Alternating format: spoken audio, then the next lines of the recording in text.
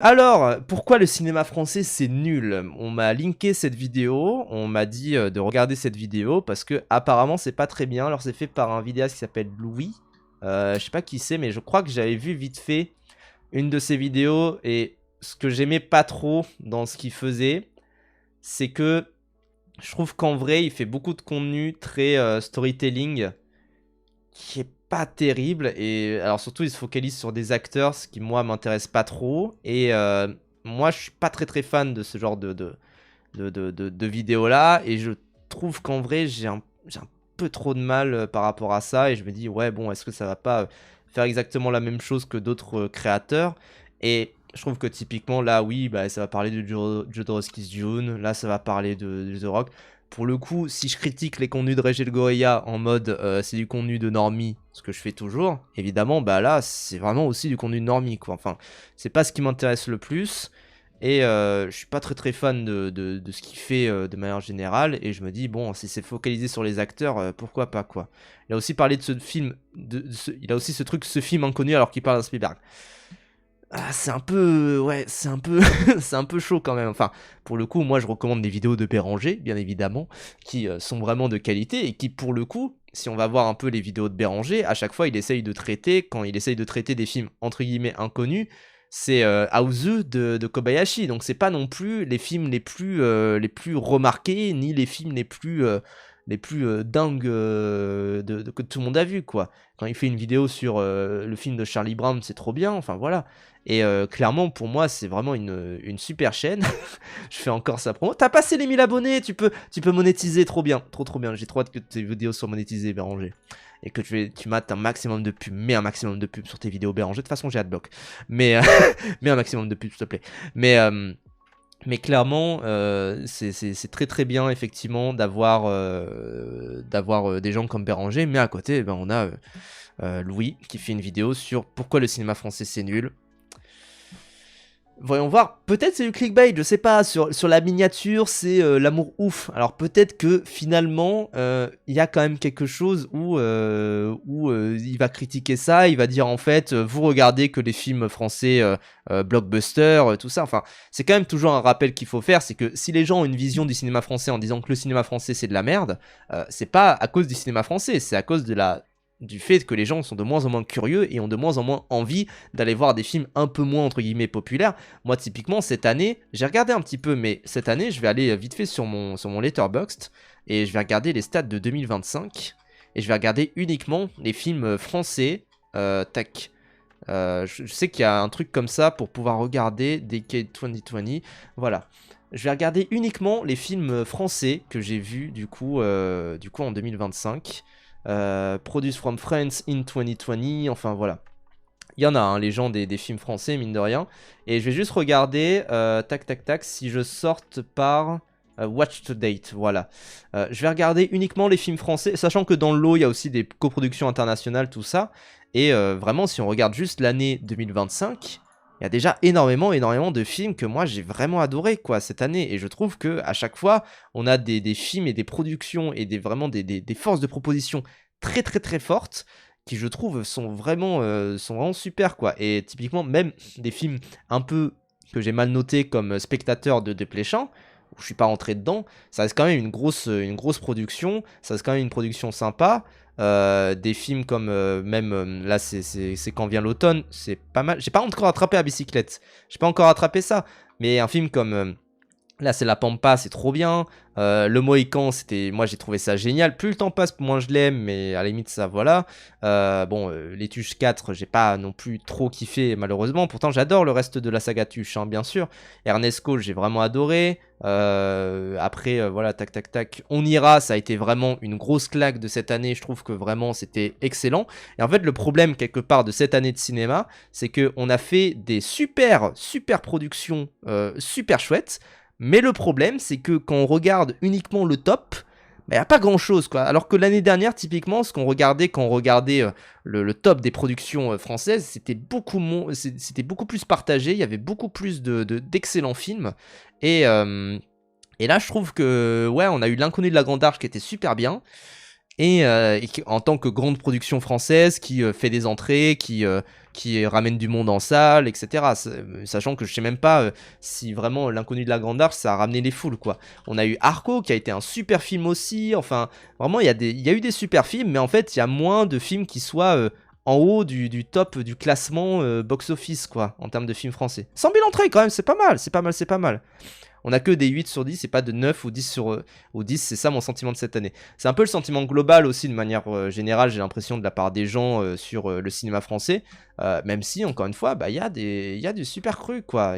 Moi Little Jaffna, j'avais vraiment adoré de Francis Lawrence, je crois que c'est ça, c'est Francis Lawrence si je me trompe pas. Tac, je vais regarder quand même pour pas être débile. Laurence Valin, pardon. Mais en tout cas, voilà, il y avait des super propositions. Même Yoroi, récemment, je trouve que c'est une sacrée proposition en France. Tout à fait, tout à fait, tout à fait. Et au moins, ça essaye de faire des choses, quoi. Moi, je sais que bon, j'ai noté 4, peut-être j'ai un peu forcé. Mais voilà, mais L'inconnu de la grandeur, c'est quand même un film, plus j'y pense, plus je l'aime. Hein. Je pense que je vais monter la note. Mais ne serait-ce que la proposition de L'étranger, qui est quand même une super proposition aussi. Enfin, vraiment, je trouve qu'il y a eu des super films. Le film sur Pagnol, légendaire. Enfin, vraiment, vraiment, j'ai adoré, quoi. Et il y a vraiment toujours des propositions très variées en termes de cinéma français. On arrive à toucher tous les genres, tous les gens, et on arrive à toucher tous les types de publics. C'est sûr que cette année, il n'y a pas eu trop de gros blockbusters entre guillemets, donc peut-être qu'on a une vision un peu faussée de ce qu'est le cinéma français et d'à quel point le cinéma français était un peu moins peut-être au rendez-vous cette année. Mais en fait, si tu recherches un peu, moi le mois de septembre, j'ai trouvé qu'il était particulièrement bon, avec notamment donc du coup Classe moyenne que j'ai adoré. Put Your Soul on You and Then Walk qui est franco-palestinien, La Tour de Glace que j'ai adoré, oui Nadav Lapid, alors oui pareil, ça c'est des coprods tout ça, Nino que j'ai adoré, Sirat que j'ai adoré, même Fils 2, finalement il y avait un petit peu des trucs à sauver dedans, enfin voilà quoi. Vu que la majorité des films sont pas dans la mécanique de la hype et tout, bah il y a moins de déceptions et plus de surprises, oui, ou juste des bons films. Oui voilà, en fait on est plus un cinéma qui va surprendre plutôt que de donner ce qu'on nous attend, de donner ce qui est attendu en fait de la part du cinéma français. Et je trouve que c'est une manière très très saine de regarder le cinéma, en fait de pas regarder non plus immensément que les films vraiment je sais plus ce que je voulais dire. Mais bon, je viens d'aller regarder les notes moyennes de la saga Les Tuches sur Sens Critique, c'est pas fameux, le meilleur, le premier, il a 4-6. Pourtant, c'est une super saga, hein. Les Tuches, hein, vraiment, le 1 à 3, c'est super. Hein. Mais oui, Alpha aussi, fin août, enfin voilà. Même un film comme Les Orphelins, il y avait des trucs sympas dedans. En fait, il y a toujours des trucs un petit peu sympas à sauver, quoi. Et je trouve qu'on est une grande nation de cinéma, et même, voilà, Les Orphelins, c'est un film d'action qui est sorti cette année, enfin vraiment qui était super bien aussi, et je trouve qu'il y a vraiment des bons crus. Bon, le Dracula était nul à chier, mais voilà quoi. Merci de me donner envie de mater des films et d'améliorer ma culture cinéma, mais bien sûr, bien sûr, bien sûr. Indomptable c'était super aussi, bien sûr, bien sûr, bien sûr. Indomptable c'était vraiment génial. C'était l'été dernier, c'était vraiment top. 9 Alpha, oui, bien sûr, bien sûr, bien sûr, 9 à Alpha, évidemment. Enzo c'était top. Enfin vraiment, ça a été une très belle année pour le cinéma français. Faut pas laisser les gens vous faire dire le contraire. Le problème, c'est que les blockbusters comme 13 jours, 13 nuits, pas très très bien, et ça a pas super bien marché non plus. Certains Lame Chauve, pas génial non plus, c'est pas la comédie de l'année, c'est pas un petit truc en plus non plus, enfin voilà quoi.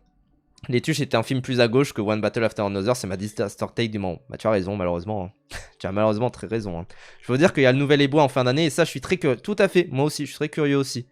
Aimer perdre, L'amour c'est sur côté 2, deux très bons films, tout à fait. T'es allé voir certains Lame Chauve, j'avais une avant-première en fait de ça, en mode ça m'était offert par UGC, j'étais en mode ah vas-y. Et bon ouais, c'était pas terrible quoi. En plus il y a des trucs en IA dans certains Lame Chauve, enfin bref. Mais voilà, et en plus en termes de coproduction, on a coproduit à Palme d'Or, hein, vraiment, enfin bon. Mais bref, voyons voir du coup pourquoi d'après ce youtubeur un peu médiocre, le cinéma français ça serait nul. L'année dernière, on découvrait ce film. Ouais bon, t'as choisi le meilleur, hein. Mais bon. L'amour ouf donc. La mer au loin, vraiment, go rattraper, en plus toi tu vas te choper, faudra que je le vois. Faudrait faire revenir des comédies du style Dîner de con ou Eddie Connect. Bon, il y en a, hein. En vrai, il y en a, hein. Il y en a pas tant récemment, mais en vrai, bah, tout ce qui est de la troupe du Splendide qui continue à faire, en fait, c'est dans la même veine. Hein. C'est juste que beaucoup sont aveuglés par la nostalgie et voient pas que, en vrai, le Dîner de con c'était sympa, mais ça va, quoi. Et des trucs genre, c'était quoi? C'était Mieux Demain, je crois, le dernier film de. un film avec Didier Bourbon dedans, enfin voilà. Ce serait pas ça si nul que ça, pour moi c'était un 7. Moi en vrai, L'amour ouf, je trouve que c'est sympa. Ouais, c'est un 7. En vrai, c'est un 7 parce que au moins c'est très inventif en termes de visuel, c'est très inventif dans ce que ça fait dans sa caméra. Et je trouve qu'en vrai, il y a beaucoup de choses ça va un peu dans tous les sens. Et ma take dont j'ai un peu honte, c'est que je trouve que L'amour ouf est le meilleur film de son année. Bah Mister HS ne me parle plus de cinéma en fait. Ne me parle plus de cinéma, enfin vraiment. Moi le problème que j'aurais avec L'amour ouf, c'est que ça part un peu trop dans tous les sens, que y a trop de moments où ça va... ouais, notamment la partie adulte. En fait, j'ai adoré la partie enfant. J'ai adoré la partie avec les adolescents. Je trouve qu'en plus, ils jouent bien mieux, mais vraiment bien mieux que Adaïs Zarkopoulos et François Civil. Mais vraiment, c'est à des kilomètres, je trouve. Et clairement, la partie adulte, j'ai beaucoup moins aimé, quoi. Et je trouve que c'est un film qui va dans tous les sens, qui essaye beaucoup de choses en termes de mise en scène, qui essaye tantôt d'être du PTA, tantôt d'être du Coppola, tantôt d'être plein de trucs. Et je suis pas fan en fait. Je trouve que ça manque de direction comme film, si vous voulez. On découvrait deux des acteurs les plus bankable du cinéma français dans une histoire tragique. Bon. Avec aussi d'autres gens, enfin voilà, avec tout un casting, avec du coup Alain Chabat, Élodie Boucher, Karim Leclou aussi. Karim Leclou, c'était vraiment pas son meilleur rôle de cette année-là, c'était surtout le roman de Jim qui était absolument bouleversant, bien sûr. Dès les premières minutes de l'histoire, on nous le jette au visage, le personnage principal ne s'en tirera pas. Oui. On sait qu'il meurt dès le début, et ne serait-ce que ça, cette scène-là où c'est avec les reflets, enfin avec les ombres, c'est plutôt bien, hein, c'est plutôt bien. C'est qui Louis? C'est Louis, c'est un youtubeur qui s'appelle Louis. Et qui est un youtubeur plutôt storytelling, et là j'ai vu passer cette vidéo Pourquoi le cinéma français c'est nul, je me suis dit, allez, on va foncer voir, mais... Et donc oui, on sait déjà qu'il meurt dès le début, vas-y, pourquoi pas. Vincent doit mourir, c'était bien. Faudrait que je rattrape, moi. Faudrait que je rattrape. C'est avec, oui, c'est avec Karim Leclou. C'est ça. Ça a l'air trop bien, Vincent doit mourir. En plus, film de... Enfin, je crois qu'il faut pas spoiler de quoi ça parle. Mais ouais, ça a l'air trop bien. Une scène forte et une mise en scène qui rappelle les plus grands films de gangsters. Le but est clair, il faut que le spectateur rentre... Oui, sachant que... en plus, ouais, il y a vraiment un truc où... Comment dire En fait, le problème, c'est que c'est un peu trop inspiré du cinéma américain, quoi. Le problème, j'ai l'impression que beaucoup ont avec le cinéma français, c'est que ce n'est pas assez comme le cinéma américain. Et je trouve que c'est la pire des manières de voir le cinéma français, parce que, effectivement, pour moi, le cinéma français... Merci beaucoup, Escargouk, pour le raid, merci beaucoup, j'espère que vous allez bien. On regarde actuellement une vidéo qui nous dit « Pourquoi le cinéma français, c'est nul ?»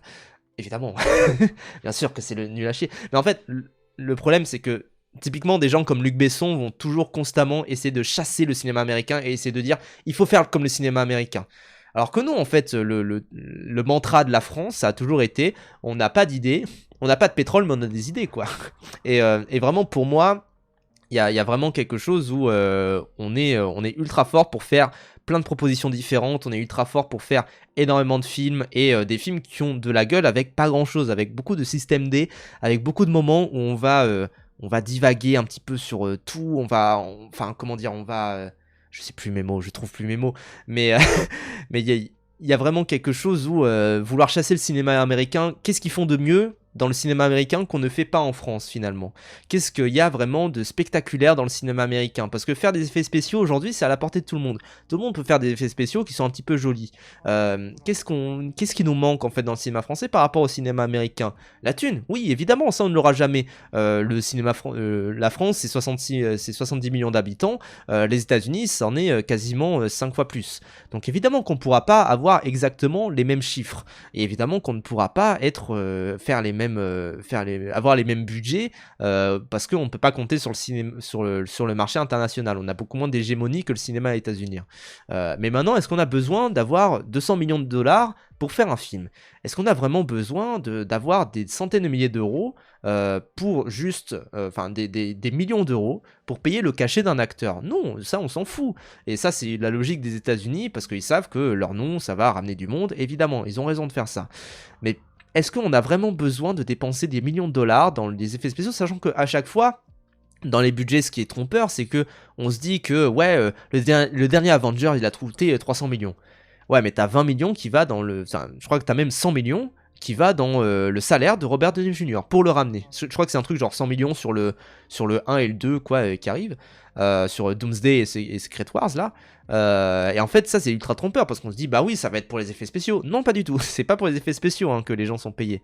Donc pourquoi est-ce qu'on envierait en fait le cinéma états-unien. Je pense qu'en fait le cinéma américain a plus à nous envier nous en tant que Français, dans notre côté où on va énormément voir, se débrouiller. Et d'ailleurs ce qu'on voit c'est que beaucoup du cinéma américain tient sur le fait de recruter des réalisateurs qui viennent d'Europe, qui viennent de pays où ils ont pu faire des films dans leur coin, et en fait parce qu'ils ont vu qu'ils avaient une capacité à pouvoir gérer un budget plus serré.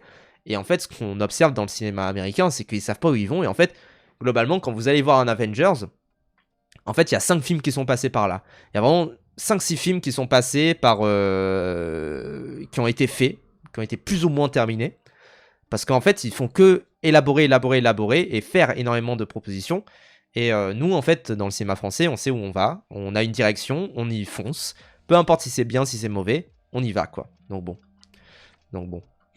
Vite dans l'histoire, il faut absolument obtenir... Je crois que t'as oublié le chef-d'œuvre Monte Cristo. Pardon.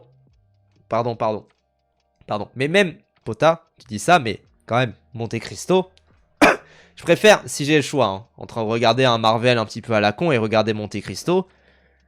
plutôt voir Monte Cristo, quoi. Je veux dire, il a pas trop de débat. J'en ai un peu rien à foutre du dernier Marvel. Je vais le regarder parce que voilà, c'est rigolo de voir des trucs bouger. Mais clairement, si j'ai le choix, je vais plutôt regarder Monte Cristo où ça va un peu aborder des thèmes sympas par moment. C'est pas non plus un mauvais visionnage. Et ce qui me fait chier, c'est justement quand dans Monte Cristo, ça me met trop de cinéma américain dedans. Quand ça me met de la photographie qui ressemble à une pub de parfum, quand ça me met de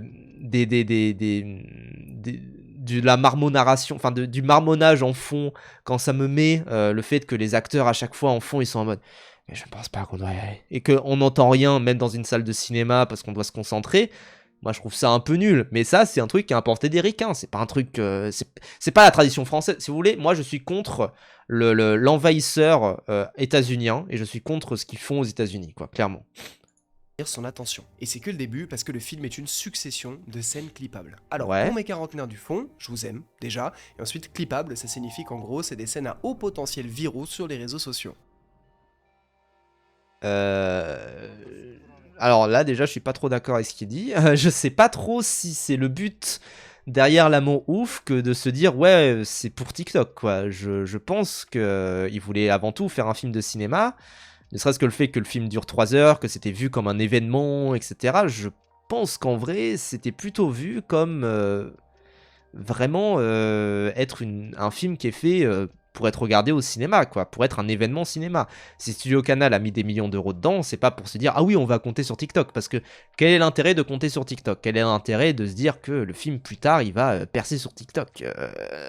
Genre, évidemment qu'il y a beaucoup de films qui sont faits pour être vu sur TikTok, presque vu sur TikTok, hein, j'ai envie de dire, mais pour être raconté sur TikTok. Moi, j'en ai déjà parlé des films qui semblent faits pour vraiment être vus sur TikTok et qui sont insupportables en plus la majorité du temps. Mais c'est pas des films qui sortent en salle généralement, c'est plutôt des films qui sortent vraiment sur les plateformes en ligne, qui sortent sur Netflix, qui sortent ailleurs, et puis voilà, quoi. J'ai le loup, je connais même pas le nom de l'application. Je pense qu'il connaît de loin, mais que vraiment, c'est pas son intention. Là, est-ce qu'il aurait adapté un bouquin? D'ailleurs, j'ai vu une très bonne interview, un très bon bout d'interview par contre, parce que là, je suis un TikTok kid, donc forcément, je vois que des bouts d'interview. Mais j'ai vu un très bon bout d'interview de Benoît Poulvord où il dit moi, j'ai filé le bouquin L'amour ouf à Gilles Lelouch. C'est un bouquin qui est pas terrible. C'est un bouquin qui est un peu médiocre. Et en fait, justement, j'ai dit quand vous prenez des bouquins qui sont un peu médiocres, c'est génial parce que vous pouvez divaguer dessus, personne n'a lu le bouquin de toute manière. Enfin vraiment, c'est ça qui est très fort avec ce genre d'adaptation là, c'est que je pense que vraiment il y a quelque chose où quand vous prenez des bouquins qui sont adorés, je pense typiquement à L'étranger. L'étranger, c'est un bouquin qui a été adoré évidemment, et où il y a plein de gens qui l'ont lu. Enfin voilà, c'est un livre de chevet pour beaucoup de gens, notamment pour Jordan Bardella, tout ça, enfin voilà, vous connaissez. En fait, tu vas vouloir être fidèle à toutes les scènes, tu vas vouloir être fidèle à tout ce qui se passe, et même je me souviens, je suis sorti de la salle, Et il y avait des gens devant moi qui discutaient et qui disaient « Ah, c'est bizarre, ça a pas fait la scène du hier, maman est morte ». Enfin, ça l'a fait, mais un peu détourné. Tellement le film est connu. Enfin, et c'était quelqu'un devant qui disait « J'ai pas lu le bouquin, mais je sais que ça a pas fait cette scène-là ». Je me suis dit « Bah ok, mais par contre, il y a eu plein de trucs qui ont été adaptés mot pour mot dans du bouquin, quoi. » Et... Et je trouve que c'est très bien d'adapter des bouquins un peu médiocres. Je vois que quelqu'un dans le chat disait, il disait qu'il sortait de l'Inconnu de la Grande Arche, qu'il avait pris une grande claque devant l'Inconnu de la Grande Arche. Et évidemment, tu as raison de prendre une grande claque devant l'Inconnu de la Grande Arche parce que c'est un film absolument génial. Mais bah, c'est une adaptation de bouquin. Mais le truc, c'est que le bouquin de base, c'est plus ou moins une enquête, de ce que j'ai compris. Je l'ai offert à une pote pour son anniversaire, mais je l'ai pas lu. Mais c'est plus ou moins une enquête qui fait que, en fait, c'est juste un biopic. Et c'est très rassurant pour un distributeur d'adapter un bouquin parce qu'il va se dire ok, il y a quand même une base de le bouquin a eu plus ou moins son succès et il y a quand même quelque chose, quoi. Et typiquement, je pense à Chien 51 qui est une adaptation de bouquin. Et en fait, le bouquin il est relativement connu, mais il n'y a pas beaucoup de gens qui l'ont lu tout de même si ça a été un petit succès. Mais globalement, un bouquin qui est très lu, récent, bah, ça fera pas autant de bruit qu'un film au cinéma, ça évidemment. C'est pour ça que la majorité des bouquins, quand ils ressortent après le succès d'un film en salle, il y a écrit Now a Major Motion Picture, notamment il y a eu ça pour Wuthering Heights, des Hauts du Relevant là, de Emily Brontë, et évidemment que c'est du coup c'est fait pour être safe entre guillemets. C'est-à-dire que les gens savent que quand ils vont acheter les droits d'un bouquin, il y a déjà une trame narrative, il n'y a pas à inventer une trame, et au moins il y aura déjà quelque chose qui est présent. Et ça fait que, généralement, quand tu adaptes un bouquin, mais même un bouquin de maths, c'est pour ça que moi je suis plus pour le fait d'adapter des bouquins un peu pourris, parce qu'au moins personne les a vus, et donc ça veut dire que tu peux faire un peu ce que tu veux, mais tu as quand même une petite base tout de même. Et ce qu'on observe beaucoup, c'est que les biopics sont souvent adaptés de bouquins, même aux États-Unis. Hein. Aux États-Unis, le film Oppenheimer est adapté d'un bouquin. Quand même, hein. Et ça marche. La foule de gens qui se sont précipités dans les cinémas grâce aux réseaux sociaux pour voir L'amour ouf, c'est colossal. En gros, t'as pas besoin de communication quand ta cible s'occupe elle-même de la... Alors, pardon, mais c'est horrible, j'ai pas le temps de boire tellement il dit des conneries. T'as pas besoin de communication. Ils étaient sur combien de plateaux, Adèle Exarchopoulos et François Civil? Comment est-ce que... Parce que pareil, ça on en a parlé dans Rage Bait, mais il y a aussi tout un truc où tu vas beaucoup discuter des anecdotes qu'il y a autour et du fait que bah là du coup c'était le couple tendance parce qu'ils se sont mis en couple lors du tournage, Adèle et François, tout ça. Ça a été vu comme le couple glamour. Et quand même, ils ont été sur beaucoup de plateaux, hein, quand même, les deux. Gilles Lelouch aussi, Alain Chabat aussi, tout le reste du casting également. Il y a eu des interviews. Ils ont même été chez Squeezie, oui. Enfin, je veux dire, Adèle Exarchopoulos et Alain Chabat ont été chez Squeezie. Je veux dire, vraiment, ils ont été de partout. C'est pas... Tu peux pas dire comme ça qu'il n'y a pas eu besoin de communication. Non, ça a été un budget de communication, je pense, assez énorme. Sachant que L'amour ouf, c'était quand même un plutôt gros budget, si je me trompe pas. C'était dans les 20 millions, quelque chose du genre. Peut-être un peu plus, hein, même, je sais plus du tout. 35 millions, et à chaque fois, il faut quand même se dire que le budget com, c'est peut-être à peu près le double. Je crois qu'en France, c'est plutôt moins, hein, quand même. C'est moins ce truc-là, parce qu'on est moins à l'international et tout, donc voilà. Mais quand même, quand t'as un budget de 35 millions qui est aussi gros que ça...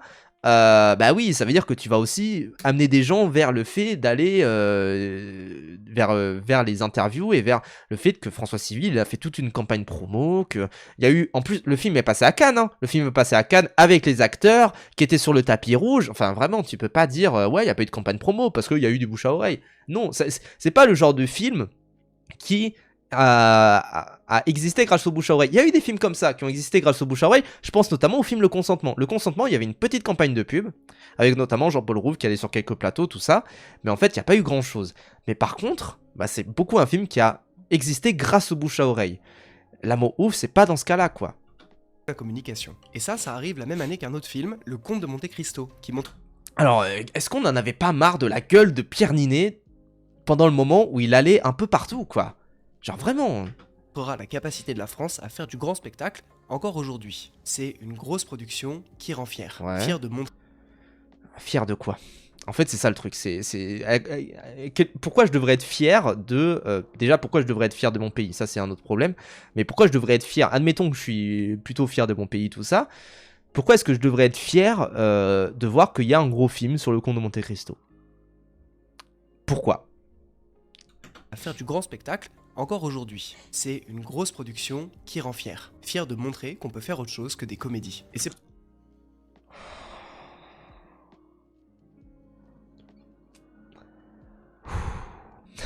Je vais me calmer. J'espère que c'est un bait. J'espère quand même qu'il va ailleurs. Parce que...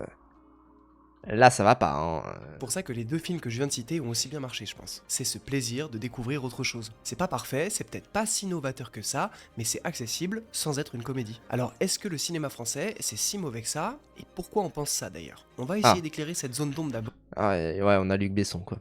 et puis ensuite on va basculer sur Jacques Demy, je pense qu'il a mis Jacques Demy, il s'est dit, je mets un film pour les cinéphiles purs, pour vraiment les plus grands des cinéphiles. Donc, bref. pourquoi est-ce que le cinéma français Enfin là-haut, au moins je reconnais, c'est super bien. est formidable. Parce que oui, il y a Armée des des ombres. excellents films, c'est juste que vous ne les Samouraï. avez simplement pas encore vus. Il a mis 2 Melville, hein. Il a réussi à se répéter. Je sais pas, mets du Yves Boisset, mets le prix du danger, un truc du genre. En plus là, il y a Running Man qui sort, tu peux quand même. Attention, C'est ce que j'aime peut-être. dans le cinéma français, c'est qu'il y a ce petit truc là que Hollywood a pas. Des films Alors attends, je veux voir comment c'est une collaboration commerciale. C'est avec quoi? La box HelloFresh.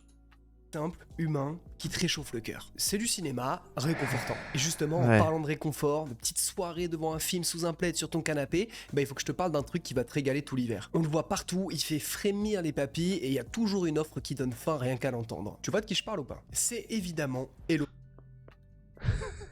Ça va. Bon, on passe là comme le truc commercial. Moi, je m'en fous. Prenez HelloFresh si vous êtes des branleurs. Enfin, voilà. Mais bref. Bon, si je fais une vidéo sur pourquoi est-ce que le cinéma français c'est bien, c'est parce qu'il y en a besoin. Pour Ok. beaucoup, c'est juste nul. On s'ennuie. C'est un gros raccourci, mais bon, en même temps, il y a eu un paquet de films qui leur ont donné raison. Je te présente C'est-à-dire. Ravi, Gotham. Attends. Je vais jamais me souvenir de tous les prénoms. J'ai ma technique. Je vais les rebaptiser. Charles Aznavour, Pikachu, Cyril, Tupac Shakur, Sarkozy, Monsieur le Président. Ça a l'air pas mal, 30 jours max. Moi, autant, voilà, Redouane, enfin, j'ai plus le nom de l'humoriste là. Le gars qui dit hey, ta gueule, qui est marseillais, tout ça, il a l'air sympa. Mais bah, en vrai, les films de Philippe Lachaud, mine de rien, toujours un petit truc à sauver quand même. Mais bon, c'est pas le plus grand banger du monde, mais toujours un petit truc à sauver. Et je trouve qu'en vrai, hot take, hein, parce que moi, j'ai pas aimé la plupart des films de Philippe Lachaud, mais le film Nicky Larson. Il est pas mal. Mais moi, j'ai pas boudé mon plaisir non plus. Je sais qu'il faut y rentrer dans un certain mood, que je vais pas voir un film, un banger du cinéma. Mais je sais que quand je vais regarder Nicky Larson, je me dis, bon, je vais pas regarder un très bon film, évidemment. Et en fait, j'ai plutôt passé un bon moment quand même, quoi. Mais bon. Et 30 jours max, ça a l'air assez correct, en mode, oui, pastiche. Enfin, je les vois beaucoup comme des films de pastiche, quoi, vraiment. Oui, c'est Tariq. J'ai oublié son nom. J'oublie tous les noms en fait. J'oublie tous les noms des Arabes en fait, ce stream là, je suis désolé. Hein.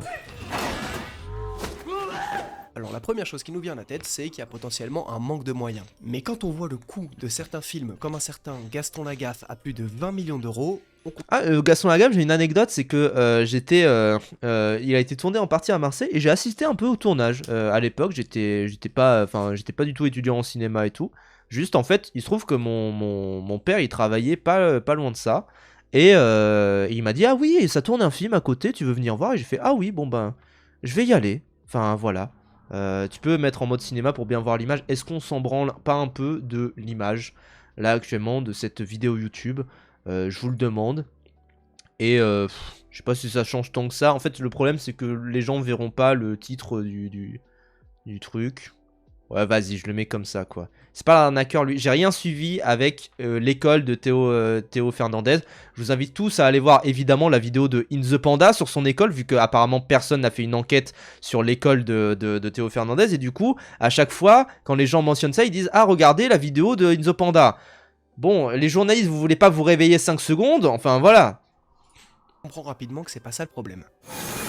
Retire ta cam au pire. Allez, je vais faire ça. Et puis, au final, j'arrête le live. Hein. Bon, je plaisante, bien sûr. Mais enfin...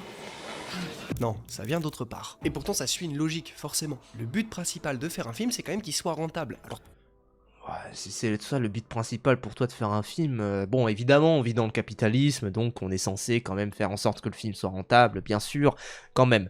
Mais j'ose espérer quand même qu'on ait d'autres aspérités en tant que cinéma français. Le but d'un film, c'est pas nécessairement qu'il soit rentable dès le départ, c'est aussi que ça crée une œuvre culturelle, et une œuvre culturelle, elle est entre guillemets éternelle, surtout aujourd'hui, avec les lois de droit d'auteur, tout ça.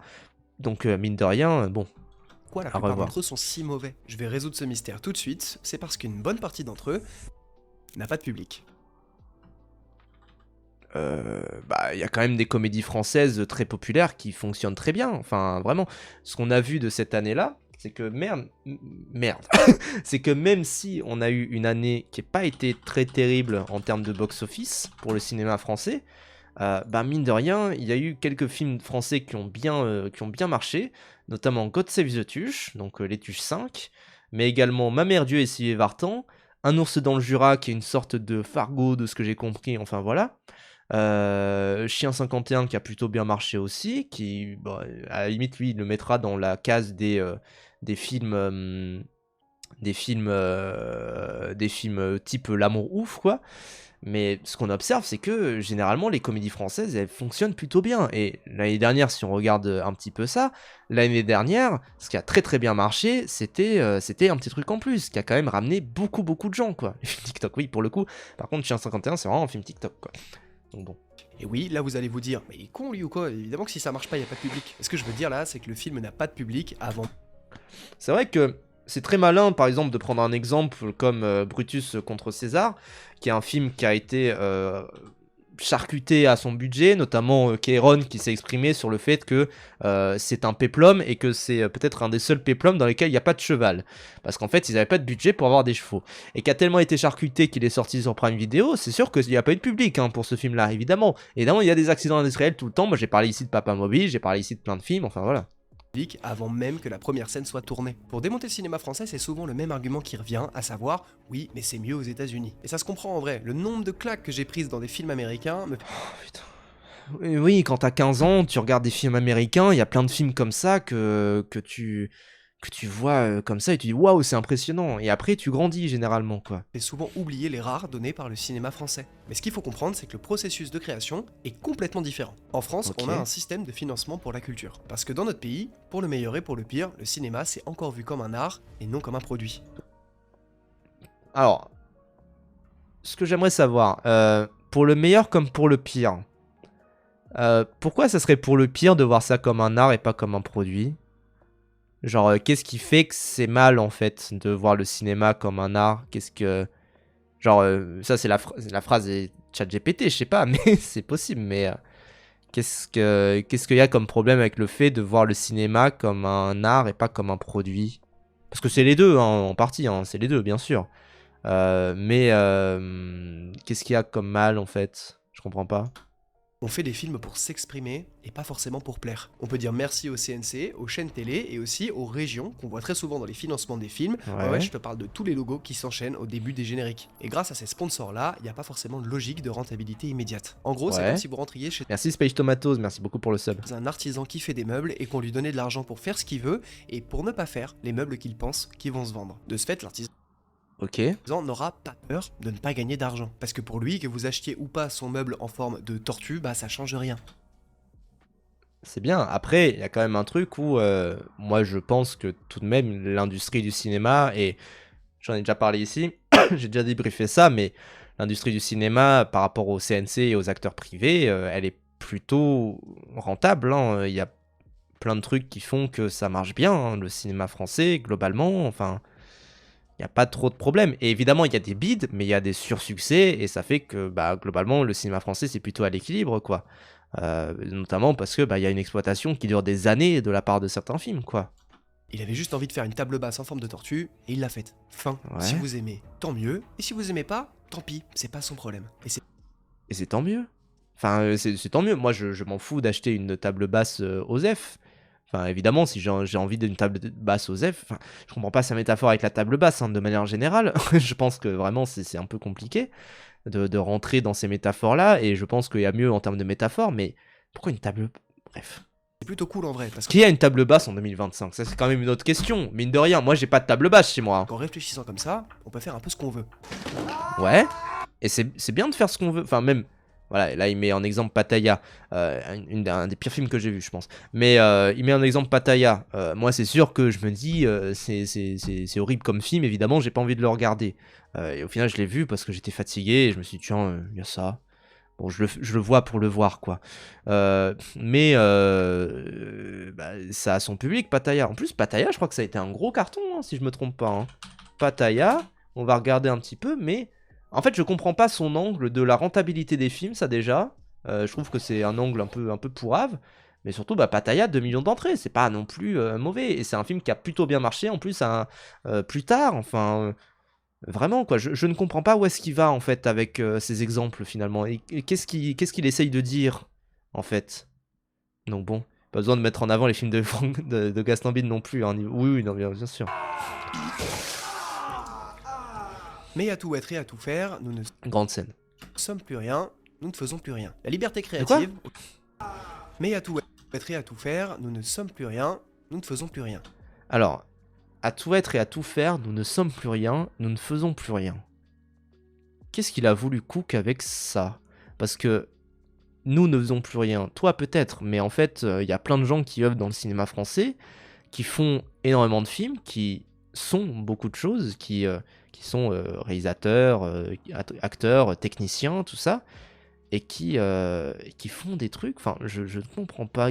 Ouais, je pense que son chat GPT, il était arrivé à la fin, quoi. Parce que clairement, je comprends pas trop en fait où est-ce qu'il va avec ces métaphores. Et je trouve que les phrases sont un peu confuses par moments. C'est pas pour. C'est vraiment, j'essaye de comprendre hein, ce qu'il dit.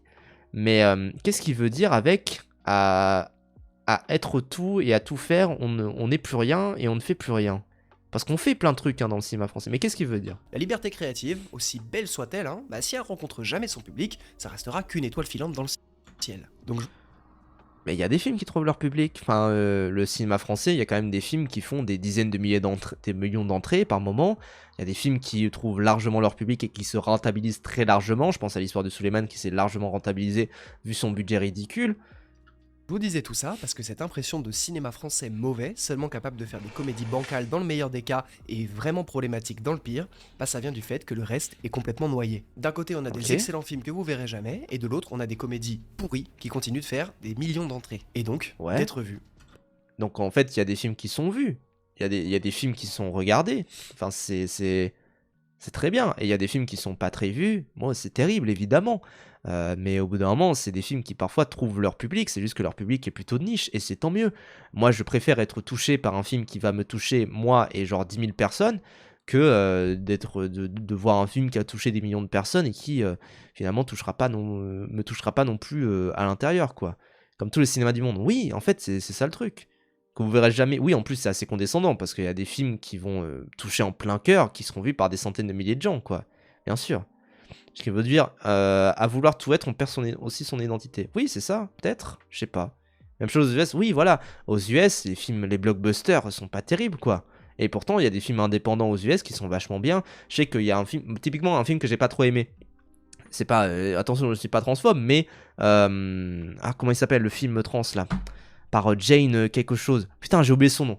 C'est horrible. There is Still Time, machin. Putain, comment il s'appelle? I Saw the TV Glow. I Saw the TV Glow. Bah, c'est un film qui a été important pour beaucoup de gens, où il y a beaucoup de gens qui l'ont vu, qui ont adoré, qui ont kiffé. C'est un film indépendant, c'est un film, je crois que c'est A24, mais c'est vraiment le bas de A24, quoi. En termes de budget, j'entends.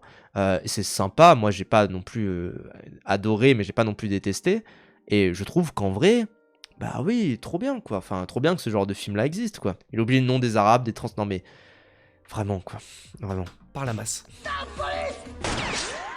Alors, c'est aussi un truc, hein. Pourquoi il met que des films d'Arabes? Genre, au bout d'un moment, il a mis Pattaya, il a mis Beurre sur la ville. En illustration, il avait mis...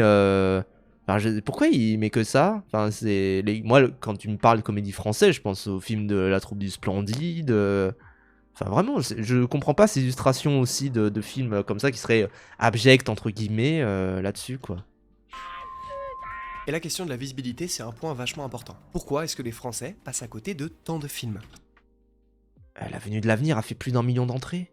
Qu'est-ce qu'il me raconte? La venue de l'avenir, tac, je vais regarder, mais je crois que ça a eu son petit carton quand même. Il y a eu plein de gens qui l'ont vu. Qu'est-ce qu'il veut dire en fait? En fait, je sais pas ce qu'il veut dire avec ces illustrations. Est-ce qu'il veut dire ces films-là n'ont pas très bien marché, sachant que voilà, La venue de l'avenir, quasiment 1 million d'entrées. Pardon, je me suis un peu extasié, mais bon, il les mérite pas, hein, parce que, enfin, c'est pas qu'il les mérite pas, on s'en fout, hein, la notion de mérite au cinéma, mais clairement, La venue de l'avenir, moi, j'ai vraiment pas pris mon pied, mais C'est assez simple en réalité, et vous allez voir que ça concerne en partie la fréquentation des salles de cinéma. Aznavour. Oui, alors je sais Monsieur Aznavour, ça a été un succès aussi. qu'on parle de cinéma sur cette chaîne et que la plupart d'entre vous, vous êtes un minimum passionné et donc vous allez encore au cinéma assez souvent. Mais ce qu'il Oui. faut comprendre ici, c'est que pour la plus grande majorité des Français, le cinéma, c'est chez eux. Cet été par exemple, sur le mois de Ok. juillet, la fréquentation en salle, elle a connu une baisse de 3 millions de personnes. Alors Oui. ouais, l'année dernière a été plutôt une bonne année avec pratiquement 55% des Français qui allaient au cinéma au moins 3 fois par an. Ouais. 3 fois par an, c'est rien, mais si on se félicite de ce chiffre-là, c'est parce que la question des prix des tickets de cinéma est toujours mise en avant. Parce qu'on entend chaque année que les Français vont de moins en moins Ok. au cinéma. Mais ça Bon, reste ça va, c'est basé.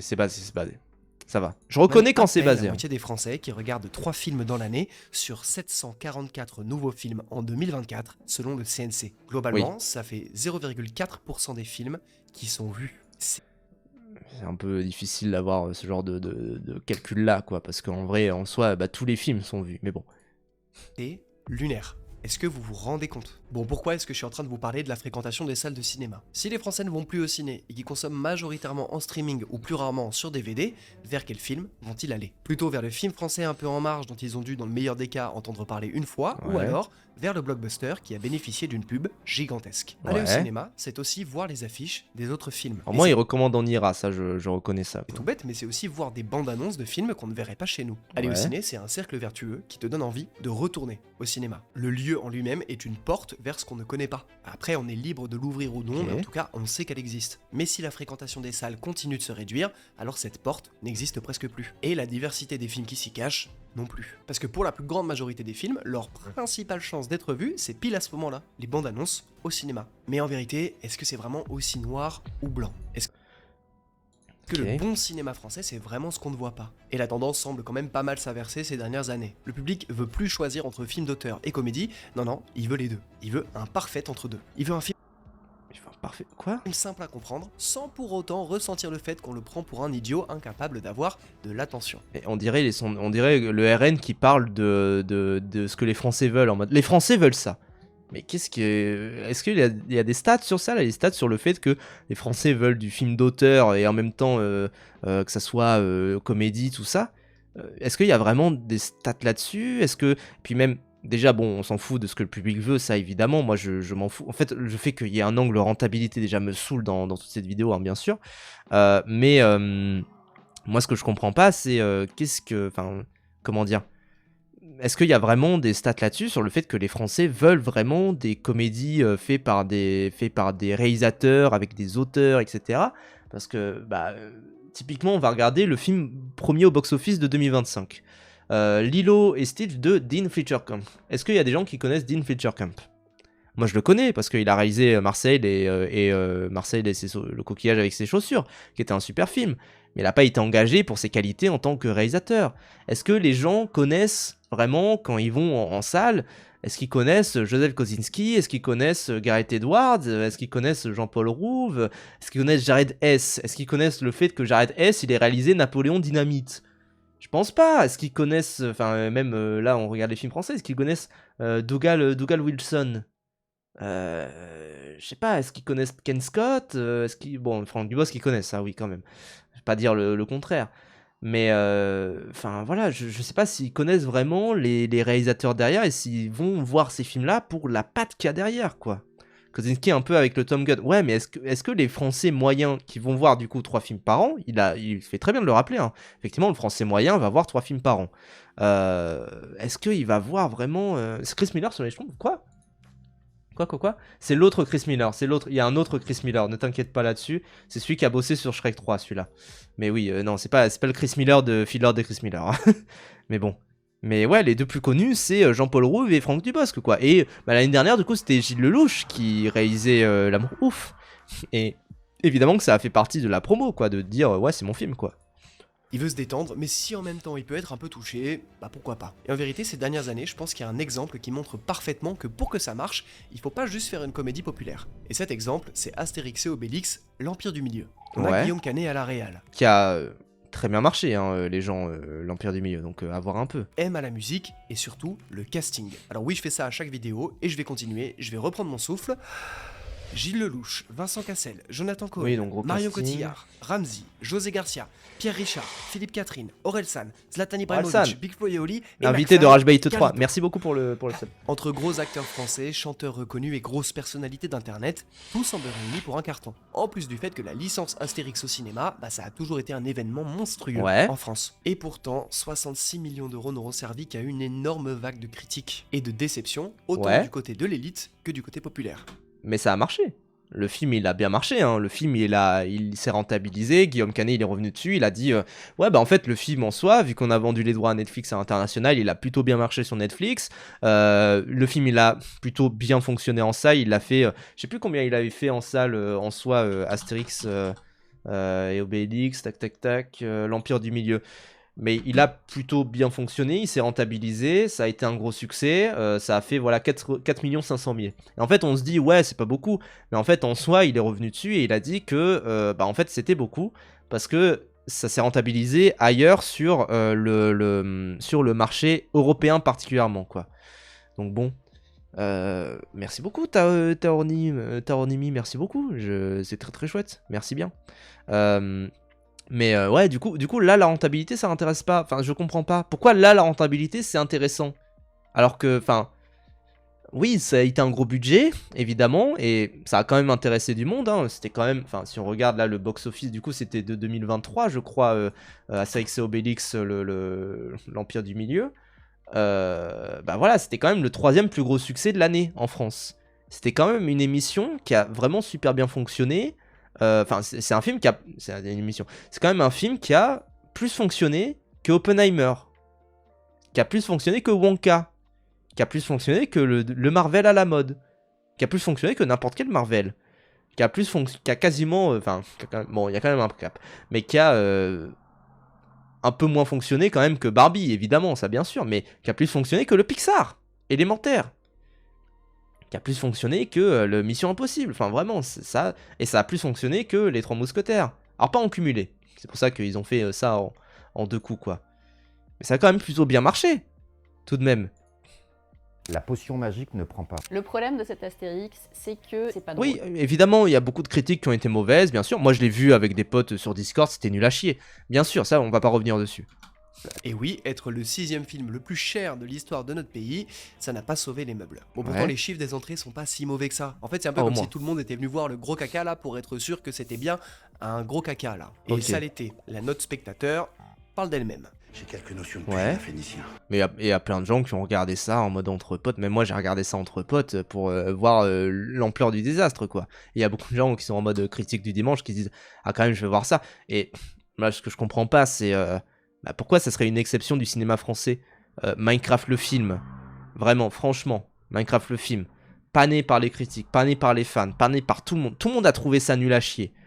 Pour autant, énorme succès. Ça a approché du milliard, hein, je crois. Un truc du genre. C'était pas le milliard, mais ça a approché du milliard. Il y a une suite et tout. Genre, voilà. Et là, il y a une suite, du coup, à l'Empire du Milieu, en mode, du coup, film par Jonathan Cohen, parce que, forcément, Astérix, ça reste quand même un gros film, donc il faut en faire tout le temps. Mais, ouais. Alors les gars, on embête les dames? Alors avec cet argumentaire, l'image d'un public français bon public, bah ça s'écroule un peu. Comme quoi peut-être que ces comédies populaires françaises qui fonctionnent si bien, elles ont un petit truc en plus. C'est un peu un plaisir coupable, ou pour certains c'est un plaisir tout court. Oui. C'est difficile d'oublier Bienvenue chez les Ch'tis, Les Visiteurs, Qu'est-ce qu'on a fait au bon Dieu, ou encore Les Tuches avec le succès qu'ils ont eu. On peut Ouais. pas ne pas en parler. Et justement, Les Tuches et Qu'est-ce qu'on a fait au bon Dieu sont maintenant utilisés comme l'étendard de ces comédies populaires dont on ne veut plus. Et pourtant Ouais. à leur sortie, ça cartonnait. Alors justement, les Tuches 1, je crois que j'avais lu un truc par rapport à ça. Si on regarde rapidement, je crois que je peux le retrouver assez facilement. Mais les Tuches 1, justement, ça a bien marché. La première fois que ça a été exploité, voilà, ça a fait 1 500 000 entrées. C'est pas mal, franchement c'est pas mal. Mais comparé à son budget qui était quoi, de 10 millions, quasiment 11 millions, c'est pas non plus la rentabilité du siècle. Et en fait, justement, là où c'est intéressant le cas Les Tuches, c'est que Les Tuches, ce qui a permis de financer la suite, ça a été le premier passage à la télé. Ce qui a fait notamment que ils ont décidé de faire une suite, c'était de se dire que en fait, le premier passage à la télé a eu un succès vraiment monstre. Ça, je m'étais renseigné dessus. Et ça a fait que, globalement, vous voyez d'ailleurs que la suite, Les Tuches 2, il est sorti en 2016. Et en fait, pourquoi il est sorti en 2016 et pourquoi ça a eu plus de succès pour le coup au box-office, parce que ça a fait 3 fois plus. Bah en fait, c'est que tu nous fais... Bah oui, non mais c'est important de parler des Tuches, les gens. Hein. C'est quand même une grosse licence du cinéma français. Et pourquoi ça a mis 5 ans pour faire Les Tuches 2? Parce qu'en fait, il fallait attendre la fin de l'exploitation, les premières diffusions à la télé, le fait que ça a super bien marché. Et en fait, ça a permis de financer le deuxième opus. Donc en fait... Les logiques de rentabilité, c'est pour ça qu'il faut pas y croire, c'est pour ça qu'il faut pas se dire oui, ça sera rentable dès la première diffusion, tout ça. Non, c'est aussi, il y a de la rentabilité, il y a plein de manières d'être rentable en fait pour un film, il y a plein de manières d'être rentable au cinéma. Et faut pas se dire que tu vas être rentable dès ta première exploitation, non. On a un système français qui fait que lorsqu'on exploite un film, on peut l'exploiter premièrement au cinéma, puis à la télévision, puis en DVD, puis... sur les plateformes de streaming, puis ailleurs. Enfin, vraiment, il y a plein de manières d'exploiter un film. Et en fait, c'est pas parce qu'un film est un échec, est un semi-échec dès sa première diffusion en salle, que forcément, ça sera un échec éternellement, quoi.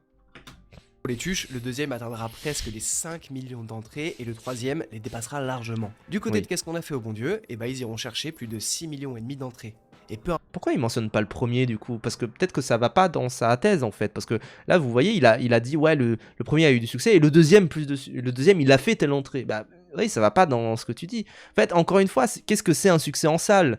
Un succès en salle ça dépend de son nombre de son budget évidemment. Ça dépend de ce qu'il essaye d'atteindre. Un documentaire par exemple généralement un documentaire ça va... super bien fonctionné à partir de 100 000 entrées. Ce qui est un chiffre minuscule pour un film de fiction qui a coûté des millions. Parce qu'en fait, un documentaire, ça peut coûter maximum, on va dire, dans les 100 000 balles. Genre vraiment, le documentaire le plus cher de l'histoire, je sais pas combien il coûte. Mais on va regarder un petit peu. Documentaire le plus cher de l'histoire. Si on regarde un peu, c'est quoi? C'est ça le... Une peinture à l'huile, super. Mais du coup... Ah oui, c'est un documentaire sur le tableau... Oh putain, documentaire le plus cher. Si on regarde un peu... Ah putain, mais ça me met des Enfin bref. Mais voilà, mais des documentaires extrêmement chers... ça ne court pas les rues, quoi. Et c'est souvent des budgets assez ridicules.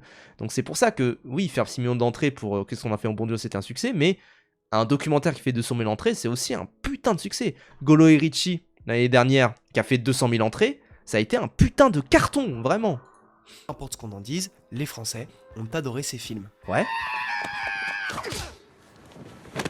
Bon, malgré tout ça, il y a quand même un argument qu'on entend revenir très très souvent. Les acteurs français jouent mal. Et moi le premier, je compte pas le nombre de fois où devant un film ou une série française, j'étais complètement sorti de l'histoire parce que ça jouait très très mal. Et cite-moi un acteur qui joue mal. J'y croyais pas du tout. Bon déjà, faut dire les noms en fait, faut dire les noms quand tu dis les acteurs français jouent mal. Moi je trouve il y en a évidemment. Alors déjà, moi j'ai du mal avec le fait de dire un acteur joue mal. Je trouve que en vrai, il y a beaucoup, un acteur qui joue mal, ça n'existe pas. C'est juste un acteur qui est mal dirigé. Enfin voilà.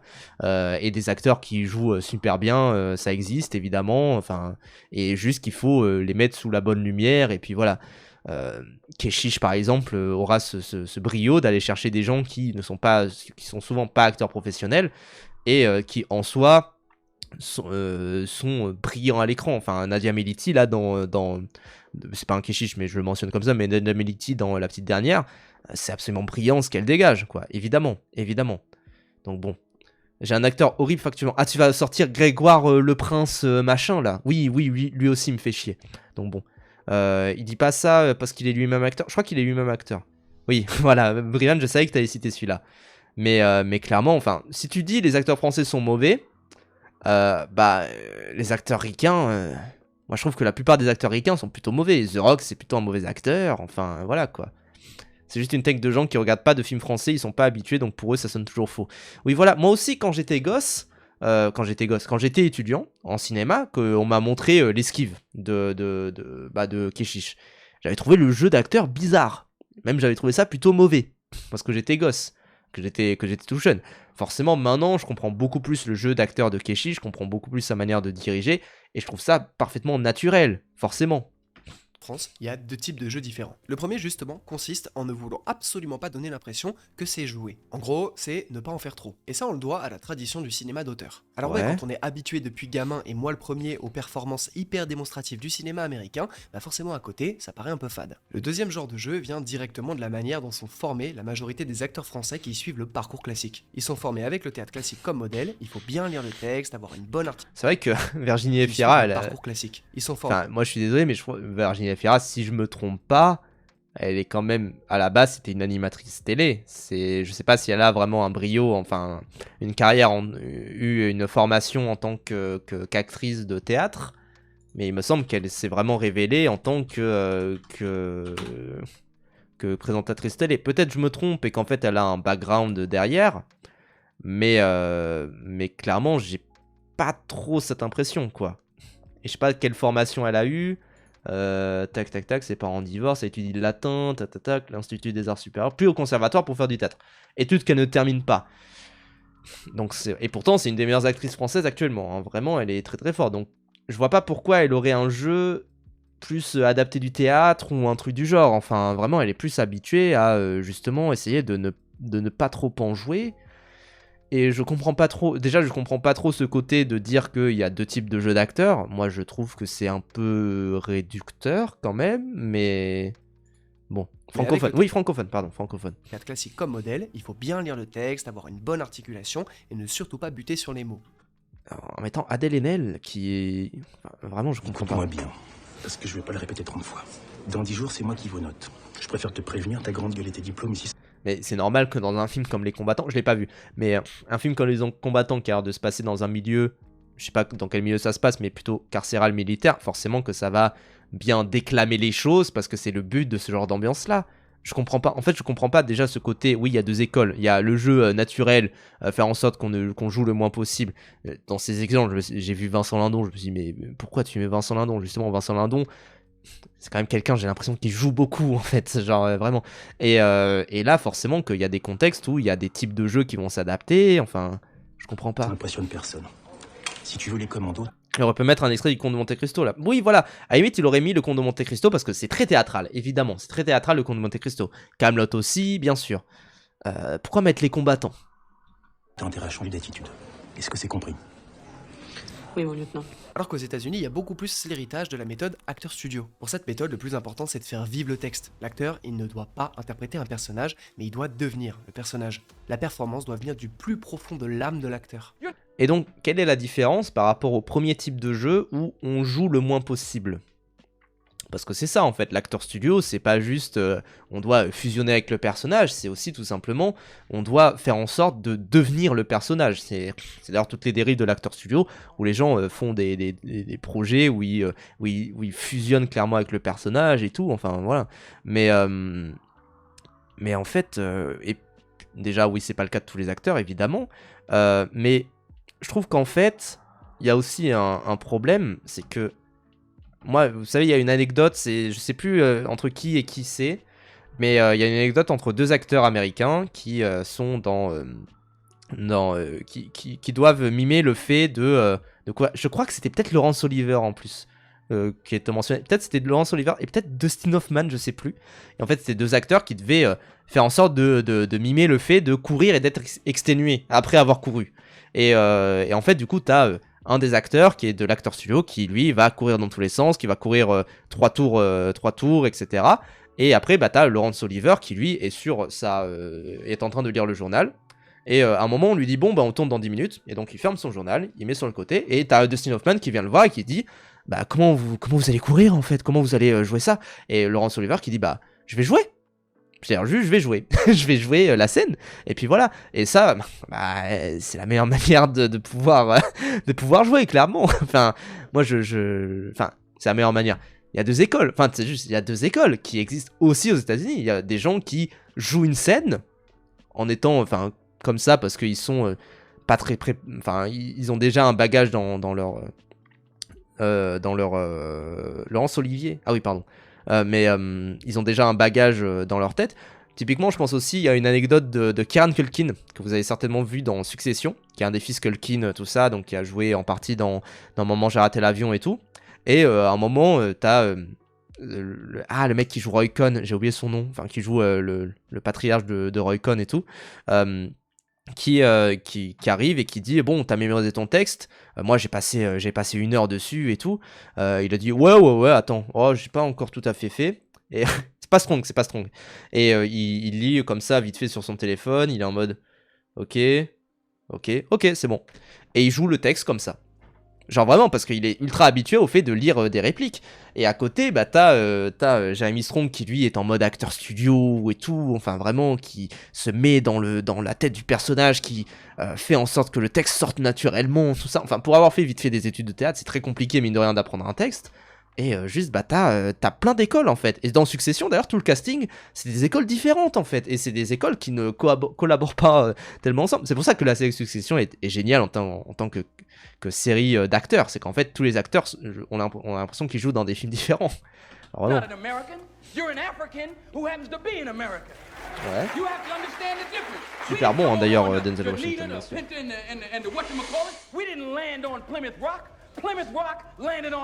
En gros, et ça, moi d'ailleurs, j'ai un vrai truc, hein, c'est que je m'en branle de à quel point il y a eu des méthodes d'acting derrière un film, etc. Je m'en fous, genre vraiment, et je pense que la majorité des gens s'en foutent. Tout ça, c'est du marketing. Le Joker, Joaquin Phoenix, il a passé des heures à regarder des gens rigoler pour savoir qu'est-ce que c'est le rire parfait. Je m'en fous, à la fin, le rire, il est bien, il est pas bien. Genre, voilà. T'as des Isabelle Huppert qui fonctionnent pas du tout comme ça et ça l'empêche pas de faire des performances exceptionnelles. Mais bien sûr. en France, soit on joue pour être le plus proche de la vraie vie, soit on s'en éloigne en voulant trop coller au texte. Mais quelle différence, du coup, jouer pour être le plus proche de la vraie vie, quelle différence par rapport à là, t'as mis un biopic tout à l'heure. Un biopic, forcément, Denzel Washington, il a regardé des heures et des heures et des heures de Malcolm X et de ses discours. Quelle est la différence en fait? Genre, je comprends pas. Le pire, c'est le cinéma avec The Revenant. Bon, quand même. Bon, en gros, c'est en partie à cause de tout ce que je viens de vous dire là, que de sa production à sa sortie en salle, le cinéma français est considéré comme mauvais. Mais l'est-il vraiment? Ah, voyons voir, quand même. Là, j'ai hâte. Maintenant que je vous ai expliqué pourquoi le cinéma français n'était pas bien, il est maintenant... Mais pourquoi? Je comprends pas comment il a écrit sa vidéo. En fait, déjà, je déteste les vidéos storytelling, ça évidemment, mais... Donc du coup, il a fini en disant... Maintenant qu'on a compris du coup pourquoi est-ce que le cinéma français est considéré comme étant mauvais, sous-entendu il ne l'est pas vraiment, est-ce qu'il l'est vraiment? Donc ça j'imagine qu'il va dire non, et là du coup il revient après et il dit... Maintenant que je vous ai expliqué pourquoi le cinéma français n'était pas bien... Mais comme si c'était vraiment un truc pour considérer pourquoi c'était pas bien, enfin c'est vraiment, je comprends pas pourquoi c'est écrit. Et il est maintenant c'est comme ça. de vous expliquer pourquoi le cinéma français est incroyable. Voilà, au moins ça. Mais en fait, il n'y a pas de sens dans les mots qu'il dit. Et je trouve ça très mal écrit, en fait. C'est ça qui me fume. Oui. C'est-à-dire que, autant, voilà, dans le fond, moi j'ai des trucs à redire, mais j'ai des trucs à redire sur beaucoup de vidéos. Ça, je n'en veux pas. Mais par contre, quand il y a une vidéo storytelling, moi je suis désolé, mais t'es censé quand même rentrer dans... Comment dire? Dire que... Oh putain. Pardon, mais je cherche un peu mes mots parce que j'essaye d'être le moins... de pas trop être méchant envers lui, mais en même temps, quand même noter les trucs. Mais c'est que, moi, là où je déteste les vidéos storytelling, c'est que, autant dans le fond, j'ai des trucs à dire. Ça, évidemment, j'ai tout le temps des trucs à dire sur les vidéos storytelling. Il y a toujours des trucs dans le fond, sur le cinéma, parce que généralement, les gens ont pas trop... connaissent pas trop le cinéma, tout ça. Ça, à la limite, ok. Pourquoi pas. Maintenant, au moins, écris bien la chose, parce que quand même, au moins, entraîne-moi dedans, quoi. Donc bon... Après ce que je viens de dire, parce que mon travail ici, c'est d'aller plus loin que les idées reçues. On va creuser un peu, sinon c'est pas marrant. D'aller chercher des bonnes infos pour vous expliquer des trucs sur le cinéma et vous donner envie d'aller voir de nouvelles choses. Comme aller voir plus de films français, par exemple. Alors, si jusqu'ici vous appréciez ce que je vous ai raconté, je vous invite à vous abonner, à liker la vidéo, à commenter ça ira. Film français préféré. Ça ira. C'est très précieux pour moi et ça salue tout le travail qu'on fait depuis 1 an sur cette chaîne YouTube. Et si vous voulez aller encore un petit peu plus loin, je vous invite à booster la vidéo, c'est complètement gratuit. Si vous êtes sur votre téléphone, vous swipez dans la section commentaires, vous cliquez sur booster et ça fera rank la vidéo et plus de... Par contre, booster la VOD. booster cette VOD si vous le pouvez, bien sûr, pour apporter un petit droit de réponse, tout ça, mais booster les VOD sur YouTube si vous avez la possibilité. Je sais que c'est un peu, c'est pas chez tout le monde et tout, mais booster la VOD si vous pouvez, quoi. Jean Lavéran. Pour le reste, vous connaissez la chanson. Je suis sur Oui, Instagram, oui. TikTok. On a un Discord. On parle de cinéma avec Oui. des passionnés. J'ai Oui, aussi oui, une oui. émission sur Oui. Twitch où je reçois des acteurs, des réalisateurs, Ok. des comédiens. Ah, Grégory, en plus, j'aime bien. Bref, j'en ai fini de vous raconter ma vie. Tant qu'on est, quelqu'un sait ce que c'est que booster un truc et à quoi ça sert. En fait, ça donne des points de boost et ça fait que ta vidéo sera plus mis en avant par l'algo YouTube et tout.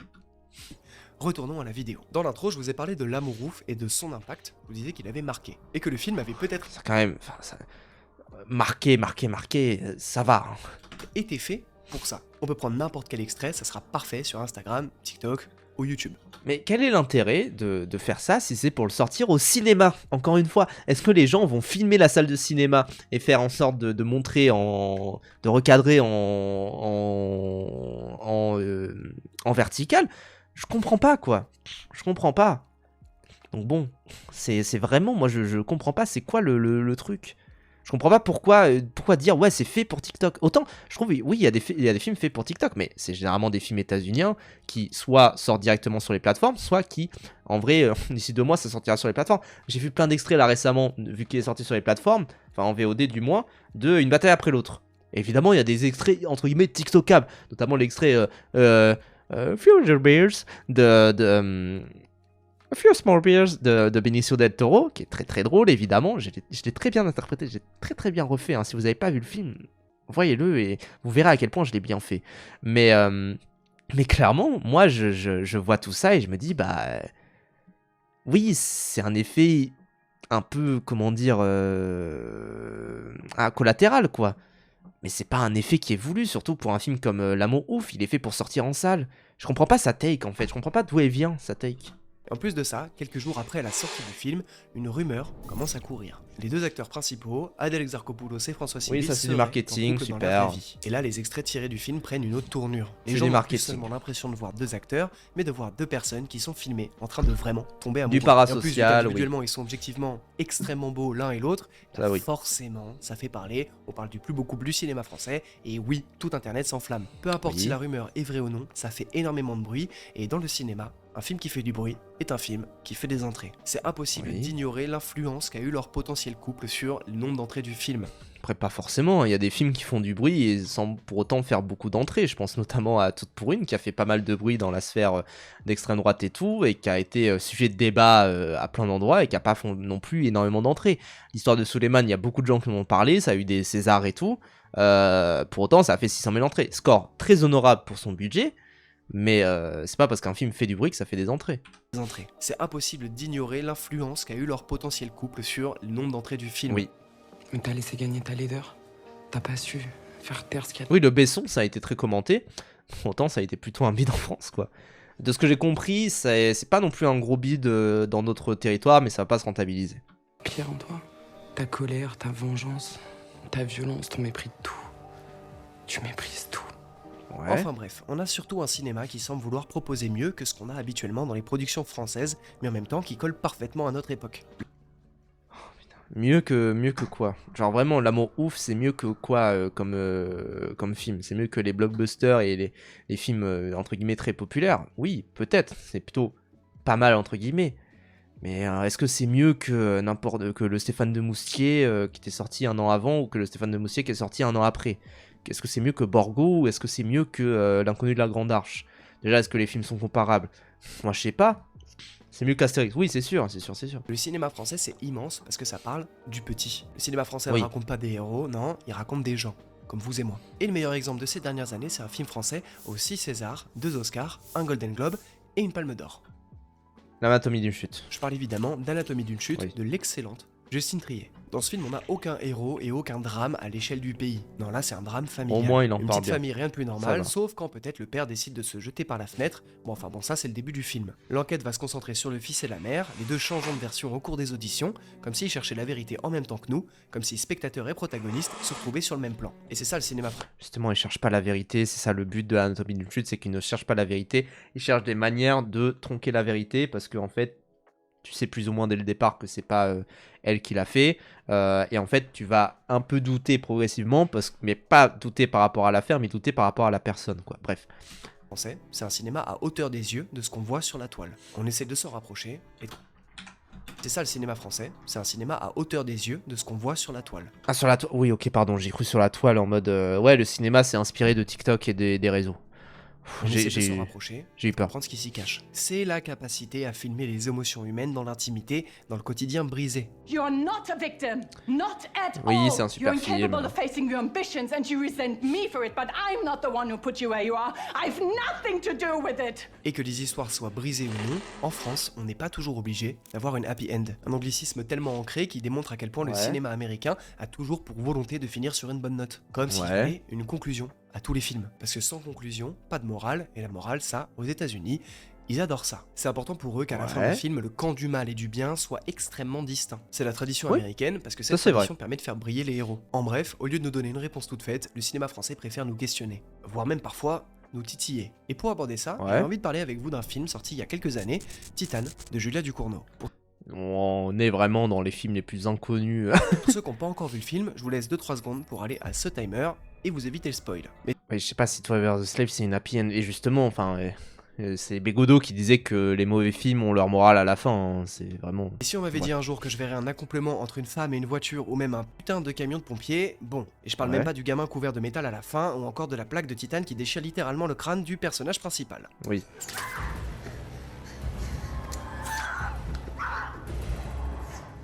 Oui, c'est un super film. Alors là, niveau film qui se permet de pas avoir de conclusion, on est bien. Mais ça reste un film marquant, on s'en rappelle. Et j'ai vraiment du mal à pas voir une influence profonde de deux substances sorties l'année dernière. Une influence dans le propos sur le corps de la femme et le regard que la société porte sur lui.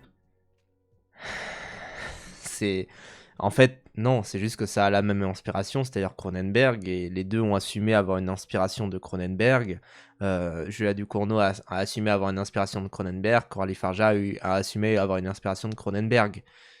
C'est vraiment, ça va pas plus loin que ça, et évidemment il y a un côté un peu entre guillemets à la française, et même ce qui a été critiqué beaucoup sur The Substance, c'est de dire ouais c'est un film par une française mais trop ricanisé entre guillemets, ce que j'entends parfaitement, parce que oui bah c'est un film à concept sympa, en vrai The Substance c'est plutôt cool, et en vrai c'était une belle expérience en salle bien sûr, mais bref. Un regard avec autant de haine que de désir. Ça reflète assez bien notre société. Et justement, le désir, dans le cinéma français, on est capable de très bien l'imager. Parce que nous... Une influence ne suffit pas. Bah, en fait, c'est deux films de genre qui sont inspirés de Cronenberg. Et je pense qu'à ce niveau-là, il n'y a rien d'autre comme comparaison à faire. C'est-à-dire que, en vrai, moi, je trouve que Titane et The Substance, c'est deux films radicalement opposés. Dans le regard de la masculinité, dans le regard sur la féminité. Enfin, Titane est un film sur la masculinité, The Substance est un film sur la féminité. Ne serait-ce que comme ça, c'est des films vraiment radicalement opposés. Et Titane est un film sur le fait de vouloir paraître plus vieux que ce qu'on est vraiment et de vouloir ressembler à quelqu'un d'autre. The Substance est un film sur le fait de vouloir ressembler à ce qu'on était précédemment. Donc il y a un rapport au temps, alors que dans Titane, c'est plus un rapport à l'espace. Enfin, et c'est un rapport aussi sur la maternité qu'il n'y a pas du tout dans The Substance. Enfin, vraiment, en fait, il y a des thèmes qui sont radicalement différents. C'est ça que je comprends pas. Titane n'est pas un film sur le regard masculin particulièrement, mais The Substance l'est constamment, quoi.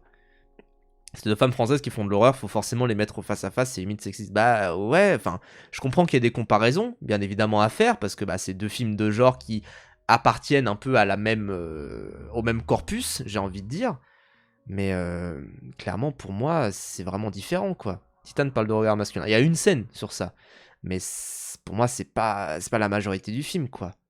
C'est vraiment... c'est plus un film sur la masculinité, la manière de vivre la masculinité, et la manière de vivre le regard féminin. Enfin, vraiment, quoi. Transidentité dans Titane aussi, pas dans Substance. Donc vraiment, enfin, ça n'a rien à voir. C'est vraiment, pour le coup, il y a plus de comparaisons à faire entre The Substance et le film coréen là que ça a copié, là, Water, je sais plus quoi, là, le film d'animation, qu'avec Titane, quoi. C'est ça qui me paraît étrange. C'est juste, oui, c'est deux films par des réalisatrices françaises, et forcément, tu vas les mettre côte à côte, parce que tu vas te dire, ouais, les films se ressemblent, alors qu'en vrai, pas du tout.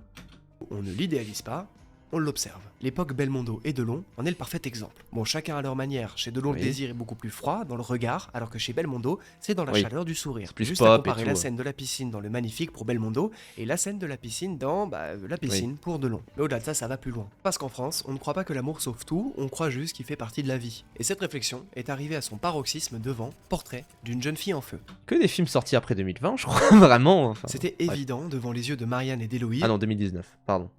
Les deux protagonistes qui tombent amoureuses. L'enjeu du film est simple. La mère d'Héloïse veut qu'elle se marie. Et pour cela, il faut réaliser un portrait. Et la fille refuse parce qu'elle veut pas se marier. Marianne, artiste peintre, devait venir en prétextant être une dame de compagnie et en profiter pour faire le portrait d'Héloïse. Bon, la beauté du film, c'est que tout son propos jusqu'à son titre ne sera jamais achevé. Pas de portrait de cette jeune fille en feu. Parce que le seul moment où elle s'enflammera, ce sera pas sur la toile, mais dans la vie, au contact de cette autre femme. C'est un peu étrange parce que, enfin, moi j'ai adoré Portrait de la jeune fille en feu, évidemment, j'ai plutôt bien aimé et tout. Il y avait un autre film sorti en 2019 qui pour le coup a gagné le César du meilleur film, qui avait aussi eu des acclamations à Cannes et tout. Enfin voilà, c'est Les Misérables de Lajli. Pourquoi pas en parler? C'est un peu, enfin, c'est un peu bizarre quoi. Et je sais que cette année-là, pour le coup, 2019, c'était vraiment une année charnière parce que c'était le début de MeToo au cinéma français, notamment avec toute l'affaire Polanski, le premier entre guillemets début de MeToo en France. Que vraiment, enfin, c'était plutôt une belle année aussi pour le cinéma français, bien sûr, comme quoi c'est un peu cyclique, hein, évidemment. Et en soi, moi, ce que je vois, c'est que, ouais, pourquoi ne pas parler... Enfin, oui, c'était Parasite aussi cette année, c'est vrai. Et pourquoi pas parler des Misérables qui, pour le coup, essayent d'aller autre part. Enfin, pour certains, c'est la même qualité, évidemment. Il en parle quand il dit... Ah, c'est vrai, il en parle quand il dit que les acteurs français crient. Bizarre. Au contact de l'amour et du désir, dans la simplicité de deux humains qui discutent. Mais leur amour ne sauvera rien. Et j'ai pas envie de dire qu'il est raciste en vrai, les gens, j'ai fait une blague là-dessus sur oui, il a cité que les films des Arabes et tout. Non, j'ai pas envie de dire ça, c'est juste que encore une fois, on a un cinéma qui est très varié. Et évidemment, on a un cinéma féministe plutôt fort, ça par contre c'est vrai. Mais on a un cinéma qui est très varié de tous les côtés. Les films de banlieue sont aussi importants que des films comme Portrait de la jeune fille en feu, quoi. Et il n'empêchera pas le destin, il a simplement existé et c'était déjà bien assez, et il ne laisse derrière lui qu'un silence. Un silence que le cinéma français est capable de transmettre. Encore une chose que l'on fait mieux que les autres. Et oui, le cinéma français hurle très rarement, et quand ça arrive, on s'en souvient. Vous êtes un raciste, vous êtes un pourri, un fasciste, un raciste. Vraiment chef-d'œuvre en vrai, Procès Goldman, hein, bien sûr. Eh bien, je suis innocent, monsieur le président, et ça me donne tous les droits, tous les droits. Ta gueule, c'est lui qui m'a donné l'ordre. Tu l'as dans ton cul. Chef-d'œuvre. Avec toi, tu crois pas jouer avec toi. On va t'en tuer. Comment ça, c'est pas mon problème? Tu viens te cacher ici, c'est pas mon problème. On était 4, on s'est fait niquer, c'est tout. Elle est au courant, la daronne? T'inquiète, je gère. C'est pas non plus la plus grande scène de hurlement dans Intouchable, quoi. Enfin, ça va. Elle est sympa, hein, mais est-ce que les gens se souviennent de Intouchable pour la scène où Omar Sy il hurle? Pas trop sûr, quoi. Du tout. Donc maintenant, tu touches à rien, tu m'attends là, t'as compris? Demain, je viens chez toi. Je te soulève devant ta femme et ta fille.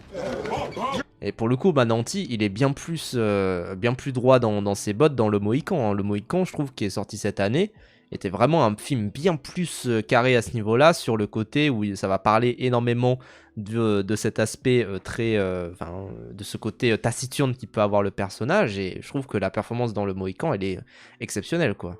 Oui, ça crie, voilà. Hé, Chris, lâche-le. Tu vas trop loin là. C'est moi la loi. C'est vraiment... Enfin, attendez, du coup, les exemples, c'était quoi? C'était Bac Nord, Procès Goldman, et ouais. Oh putain, après, il parle de la nuit du 12. C'est vraiment, enfin... Non, la majorité du temps, ils préfèrent chuchoter, même devant des sujets lourds. Comme par exemple, la disparition d'une fille après une soirée, la nuit du 12. Oui, c'est très bien, la nuit du 12. En fait, c'est très bien. Les films dont il parle, ils sont très bien, évidemment. Mais c'est les films des Césars, quoi. C'est les films des Césars, et c'est même pas les films des Césars les plus inconnus, parce que pour le coup, oui, voilà, sélection officielle à Cannes, ça a eu le César du meilleur film, parce que cette année où il y a eu La Nuit du 12, il y avait pas grand chose de souvenirs qui était pertinent, et c'était très très bien, hein, bien sûr, La Nuit du 12, et moi j'ai hâte de voir Dossier 137, mais ouais, c'est un film qui a gagné un César, quoi. Y a pas grand chose à dire, quoi. C'est les films des Césars des 5 dernières années, ouais. Précisément. Marin, on se revient? Oui. Très oubliable La Nuit du 12 au final, en vrai. Non, moi je trouve que c'était chouette quand même, hein. C'était vraiment cool. Enfin, il y a un côté où c'est un bon film sur le mystère, et sur un mystère qui se résout jamais. Enfin, ce serait que le carton de titre du il y a un tiers des affaires qui sont jamais résolues, voici l'une d'entre elles. Tu sais déjà dans quoi tu vas, et je trouve que c'est bien de se souvenir de ça, et quand même de se dire non, mais je pense que c'est lui et tout. Enfin, c'est un cinéma très interactif en fait, quelque part, le cinéma français. C'est d'ailleurs la même chose pour Anatomie d'une chute, hein, bien sûr. pour son public d'américain mental qui regarde que les films que les Oscars, c'est probablement des films obscurs. Ouais, peut-être. Peut-être, hein, je sais pas.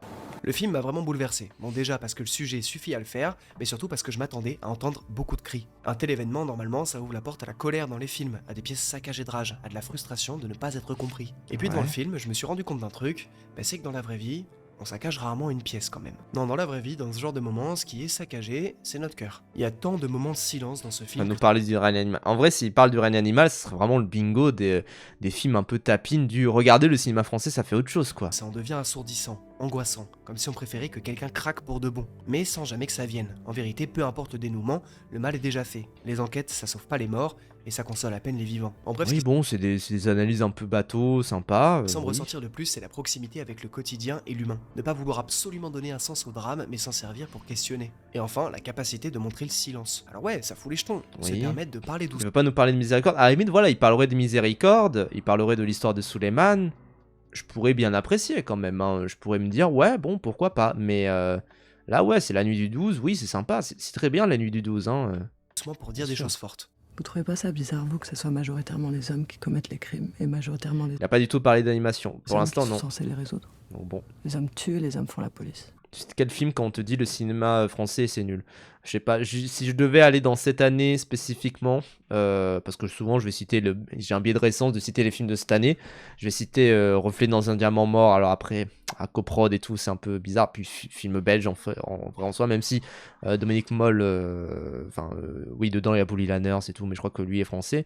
Je citerai, en vrai le procès Goldman c'est un bon cru aussi, mais je citerai aussi La Tour de Glace, Indomptable de Thomas Gijol, je citerai Les Reines du Drame d'Alexis Langlois, je citerai de l'animation, je citerai Mars Express, je citerai Arco, je citerai Amélie ou la métaphysique des tubes, Amélie Poulain aussi, hein, tant qu'à faire, mais ouais, non, mais il y a à boire et à manger, bien sûr, et je citerai peut-être aussi Au revoir là-haut, et parce que là, du coup, il était vite fait, mais aussi Adieu les cons, qui est aussi pareil, hein, ça a eu un César et tout, enfin voilà, je citerai, enfin, je trouve qu'il y a vraiment plein de crus qui sont vraiment super chouettes, quoi. Moi, là, comme ça, je pourrais pas les citer de but en blanc, mais je citerai les films de Sophie Le Tourneur aussi, qui sont vraiment formidables. Enfin, vraiment, quoi. Il y a à boire et à manger. Encore une fois, il y a plein de films et il y a plein de propositions, quoi. Donc bon, Reflet dedans, faut réussir à le vendre à quelqu'un qui n'aime pas le cinéma français. Bah, justement, je trouve que c'est un film qui est vraiment pas le cinéma français. Genre, vraiment, hein. Certains l'aiment chauve aussi, évidemment. C'est curieux, non? En fait, le cinéma français c'est bien parce qu'à travers l'écran, on voit la vraie vie. Et c'est pour ça d'ailleurs que parfois les films français ils foutent un peu le cafard, je suis d'accord avec vous. Un dimanche, ensoleillé, t'as pas envie de te mettre devant, je verrai toujours vos visages. Et c'est normal. Alors que c'est génial, quoi. Enfin bref, ce qui est marrant depuis tout à l'heure, c'est que je compare quand même beaucoup les films français aux films américains, alors qu'à un moment donné, dans la timeline, ils ont été extrêmement proches. Surtout grâce à des réalisateurs français qui sont partis montrer Luc Besson. à des réalisateurs américains qu'on pouvait faire des films autrement. Luc Besson, Louis Leterrier. Je pense surtout à Alexandre Aja, Louis Leterrier, Luc Besson, même si bon, on le déteste, Michel Hazanavicius et Michel Gondry. Quand le premier nous lâche un Horns avec Daniel Radcliffe, un film qui réussit à reprendre les codes de l'horreur dont le réalisateur a largement l'habitude avec ses autres films, mais sans pour autant en devenir un. Tout ça pour faire des films de merde. En fait, moi, c'est ça que je note, c'est que, je suis désolé, mais là, Insaisissable, j'en ai rien à foutre que Louis Leterrier, qui était déjà pas un super bon réalisateur en France, il va aux États-Unis faire du Magic Slop machin, mais couilles, j'en ai rien à foutre d'Insaisissable, genre vraiment. Un autre a enchaîné les grosses productions, et il y en a même un qui a ramené des Oscars. Oui, voilà, et je veux dire, je suis désolé, mais Hazanavicius, quand il est aux États-Unis, il fait The Search, qui est pourrave vraiment, et il fait The Artist, et après il revient en France, quoi, vraiment, genre, je sais pas, quoi. Bon, c'est quand même solide. Vous l'aurez remarqué depuis le début de la vidéo, je ne parle que de films extrêmement récents. Je voulais pas... C'est solide, je suis désolé, mais c'est solide. Alors attends, on va revoir un peu sa liste, parce que moi, autant j'aime bien Alexandre Aja. Test, Michel Hazanavicius et Michel... Ok, est-ce que c'est solide vraiment le fait que Michel... D'ailleurs, ils sont tous revenus en France. Enfin vraiment, ne serait-ce que ça. Ils sont tous revenus en France. Genre vraiment, même Luc Besson il est revenu en France. Louis Leterrier, je sais plus ce qu'il branle, mais je crois qu'on en a rien à foutre de sa gueule, autant s'en battre les couilles. Alexandre Aja, il me semble qu'il est revenu en France. Michel Hazanavicius, il est revenu en France. Michel Gondry, il est revenu en France. Genre, je suis désolé, mais ça ne tient pas en fait tes exemples. Sébastien Vanitschek, il aurait pu citer Sébastien Vanitschek qui va réaliser le prochain Evil Dead. Donc voilà. Il a pas fait Fast X. Oui, il a fait Fast X, Louis Leterrier. Super. Il a fait Fast 10. Il a fait Fast and Furious 10. j'adore la saga Fast and Furious. J'ai un bouquin là que je suis censé lire comment envoyer de Arthur Bouet qui s'appelle Machine qui rêve, Fast and Furious Utopie américaine, qui vient de sortir. Je recommande parce qu'il a l'air plutôt sympa ce type, donc voilà. Il m'a envoyé son bouquin gratos, donc je recommande évidemment. Mais ben moi, Fast and Furious 10, on peut se dire quand même qu'à partir du 8, c'était quand même pas terrible les Fast and Furious quoi. Et enfin bref. Qui est ramené que de films extrêmement récents. Je voulais pas qu'on me propose... Attendez. Solide. Vous l'aurez remarqué depuis le début de la vidéo, je ne parle que de films extrêmement récents. Je voulais pas que mon propos soit noyé, et surtout je voulais pas me retrouver avec des centaines de commentaires du type « Ah, ta vidéo montre parfaitement que le cinéma français était mieux avant !» Non, ça c'est ma phobie. On a une génération d'acteurs, aujourd'hui, qui s'éclatent. Les Pierre Ninet... Je suis désolé, mais le fait que ce soit le premier exemple, ce soit Pierre Ninet... Et Adèle Exarchopoulos, François Civil, Raphaël Quenard, Jonathan Cohen, j'en passe et des meilleurs. Et je... C'est bien ça. C'est vraiment des super acteurs. Hein. Moi je suis désolé, mais bon, ils sont sympas, mais en fait à chaque fois c'est des acteurs, moi j'en ai un peu marre quoi. Je sais que la plupart d'entre vous commencent un peu à en avoir marre, de voir ces mêmes têtes partout, mais s'ils sont là, c'est qu'il y a une raison. On pense à Jonathan Cohen pour La Flamme et le Flambeau, on le voit souvent comme un clown, mais j'aimerais aussi qu'on se rappelle de son rôle assez récent dans Ma Mère, Dieu et Sylvie Vartan, où il est sympa. Genre voilà, il est sympa. Et voilà quoi. C'est cool hein, mais c'est pas non plus la performance qui me fait sortir de mes gonds quoi. Pour le coup, la performance de Leila Bekti dans le même film est absolument époustouflante quoi, vraiment. Où il est d'une justesse dans l'émotion que ça rend son humour encore plus touchant. Pourquoi pensez-vous que votre famille parte à la dérive? Toute ma vie, on a pris les décisions pour... Alors que dans Énorme de Sophie Le Tourneur, bah oui, bah pour le coup, il est bien plus juste et il aborde des questions en plus très compliquées. Moi, toute ma vie. Et que là, je suis perdu. Concernant Pierre Ninet, je suis toujours surpris par sa capacité à pouvoir tout jouer. D'ailleurs, j'ai fait une vidéo complète sur lui où j'exprime extrêmement bien ce propos. Parce que quand un type en seulement 10 ans incarne Yves Saint-Laurent, un auteur brisé, un simple pote qui veut faire une coloc, Romain Gary, un analyste de la sécurité de l'aviation, un lobbyiste, ce serait bien qu'il joue dans des bons films quand même. Monte Cristo, et bientôt un gourou des réseaux sociaux, non, on peut pas dire qu'il fait tout le temps la même chose. Voilà, j'ai... Le rôle le plus Oscar bait du monde, enfin vraiment sauver ou périr. C'est sympa, mais vas-y quoi. accompli ma mission, j'ai sauvé et j'ai péri.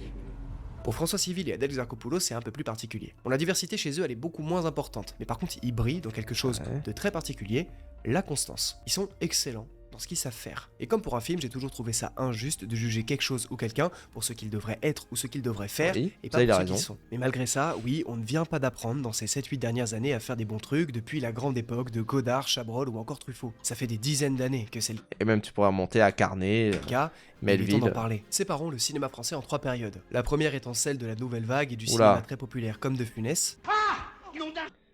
Cherchez la valise de la bonne. Elle a dû emporter ma valise chez le baron. Quel baron? L'ancien fiancé de ma fille. La deuxième, celle des années 80 à 2010 avec Poiré, Kassovitz, Jeunet ou encore Audiard.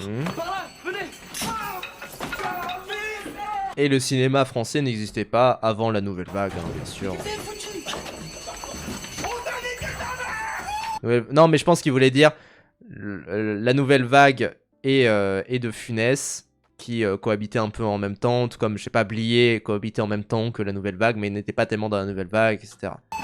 Et enfin la troisième, de 2010 à nos jours, avec Dupieux. J'attendais quand même qu'ils disent la troisième, parce que ça se trouve, il allait dire que avant qu'il y avait des trucs avant, des Renoir, des Cocteau, des Carnets, des... Enfin, je sais pas, moi, il y a à boire et à manger dans le cinéma d'antan, entre guillemets, des Melville, des... Bref. Gavras, Jiménez, Lajli ou encore Julia Ducournau. Ouais. Clouseau aussi, oui, bien sûr, Clouseau. Excellent Clouseau.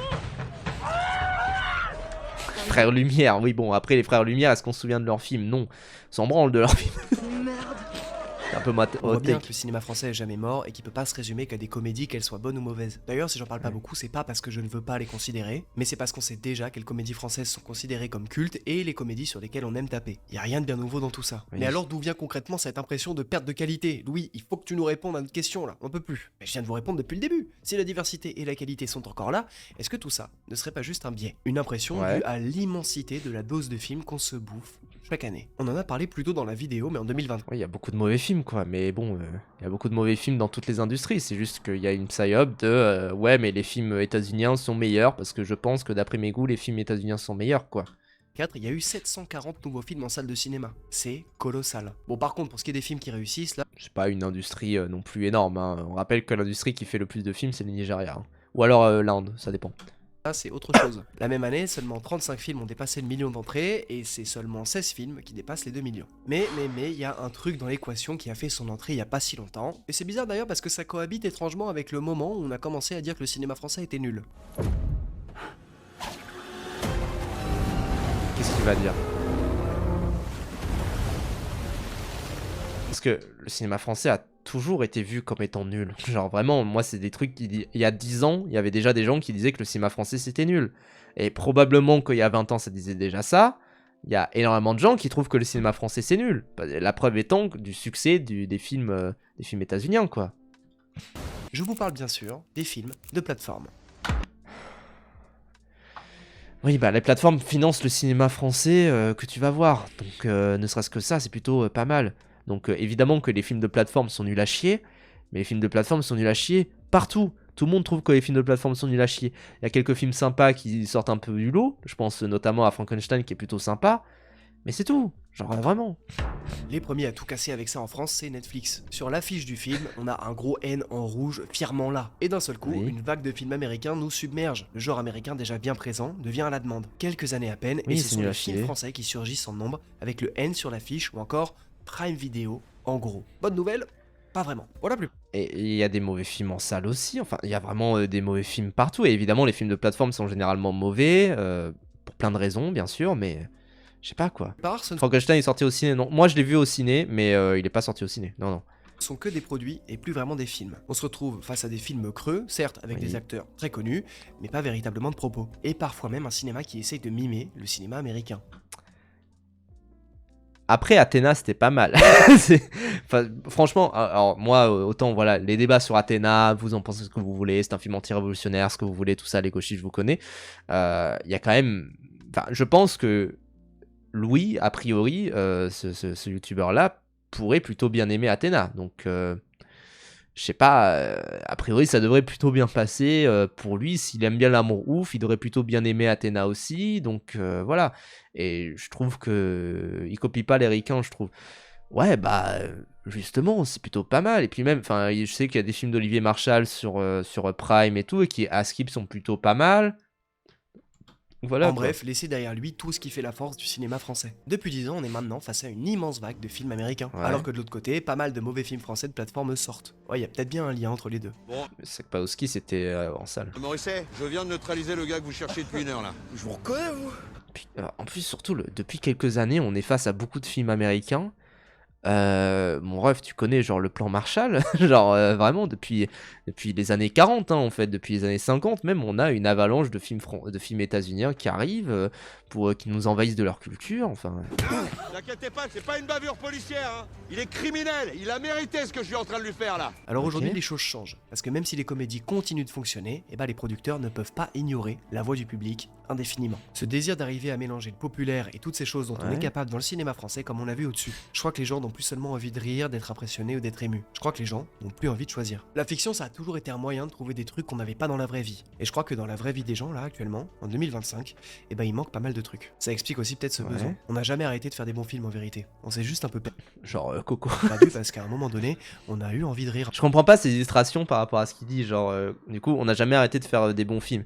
Il illustre avec Coco. Les gamins, est-ce que ça veut dire que Les Gamins c'est autant un mauvais film que Coco? Parce que Coco c'est un mauvais film, je pense qu'on peut se le dire.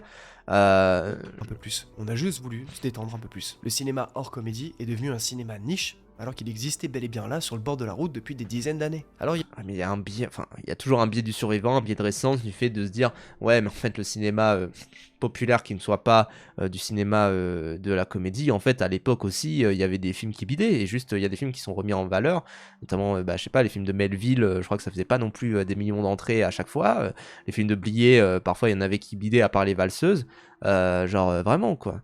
Il y a une question que je me pose, parce que malgré toutes les comédies populaires qui ont fait des millions d'entrées en France, je suis sûr et certain qu'aucun d'entre vous, si vous ne deviez garder qu'un seul film français, désignerait un de ces mauvais films. Et c'est là où pourquoi pas, moi j'adore La Classe américaine. Je compte sur vous. En commentaire, si vous ne deviez garder qu'un seul film français, lequel serait-ce? La Classe américaine. C'est fini? Alors pourquoi est-ce que le cinéma français c'est bien? Eh bah c'est bien parce que ça parle de nous, et c'est bien parce que ça nous parle. Le cinéma français n'est pas là pour nous faire rêver, mais pour nous ancrer dans ce qui nous entoure. Regarder ces films, c'est voir la Il a mis du Polanski. beauté de tous les jours, mais aussi sa noirceur. Non, je commente pas. Les gens, en vrai de vrai, c'est une vidéo, mauvaise vidéo, je m'en fous. Allez pas commenter, allez pas machin.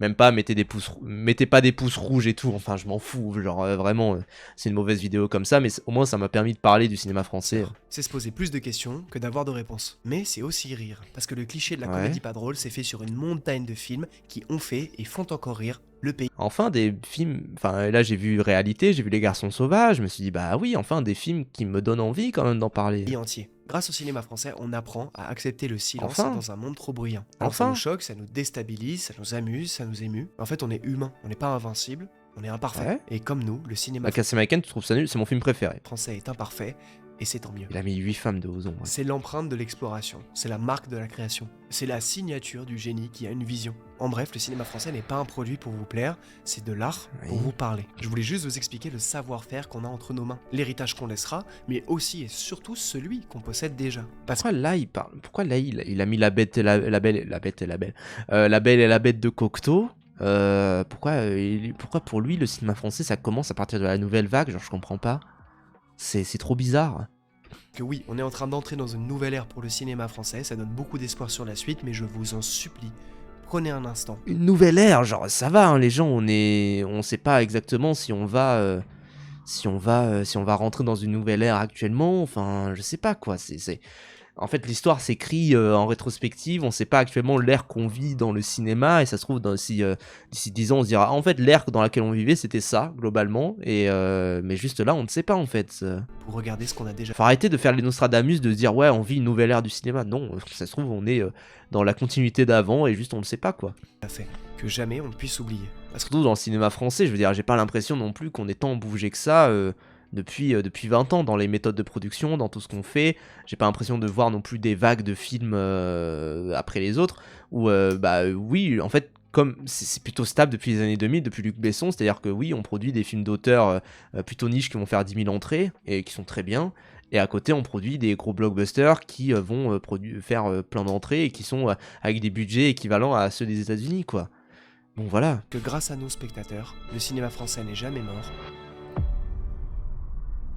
Il est éternel. Oh là là. Tout ça pour utiliser les gros mots, enfin bref.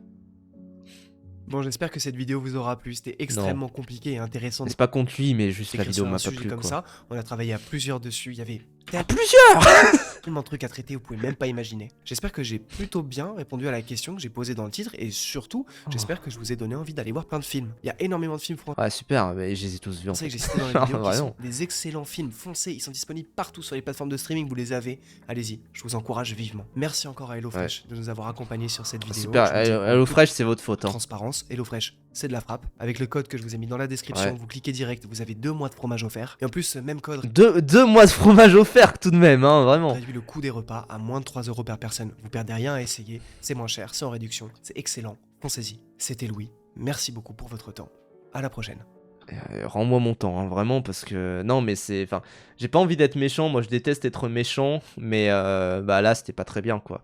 Je déteste être méchant avec les vidéos parce qu'à chaque fois, je me dis non, mais en vrai, ça se trouve ils le prennent mal, tout ça. Enfin, moi, je sais que j'ai pas trop aimé, quoi. Enfin, vraiment, j'ai pas trop aimé cette vidéo-là, et je trouve que elle est très lacunaire, et surtout, je sais pas s'il prend le bon angle, et surtout, je trouve ça un peu mal construit aussi, quoi. C'est vraiment un petit problème, quoi.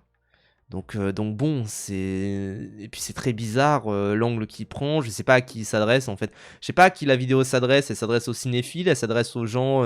Parce que du coup, si elle s'adresse aux cinéphiles, pourquoi est-ce que le montage de fin, il n'y a pas écrit les films en question? Parce que ça donnerait envie, tu vois. Il y a des films où tu te dis ouais, les plans ils sont jolis. Là, il y a un plan de Grâce à Dieu, il donne plutôt envie. Et c'est plutôt un bon film, donc tant mieux. Mais pourquoi sur la fin, il met pas les films en question? Enfin.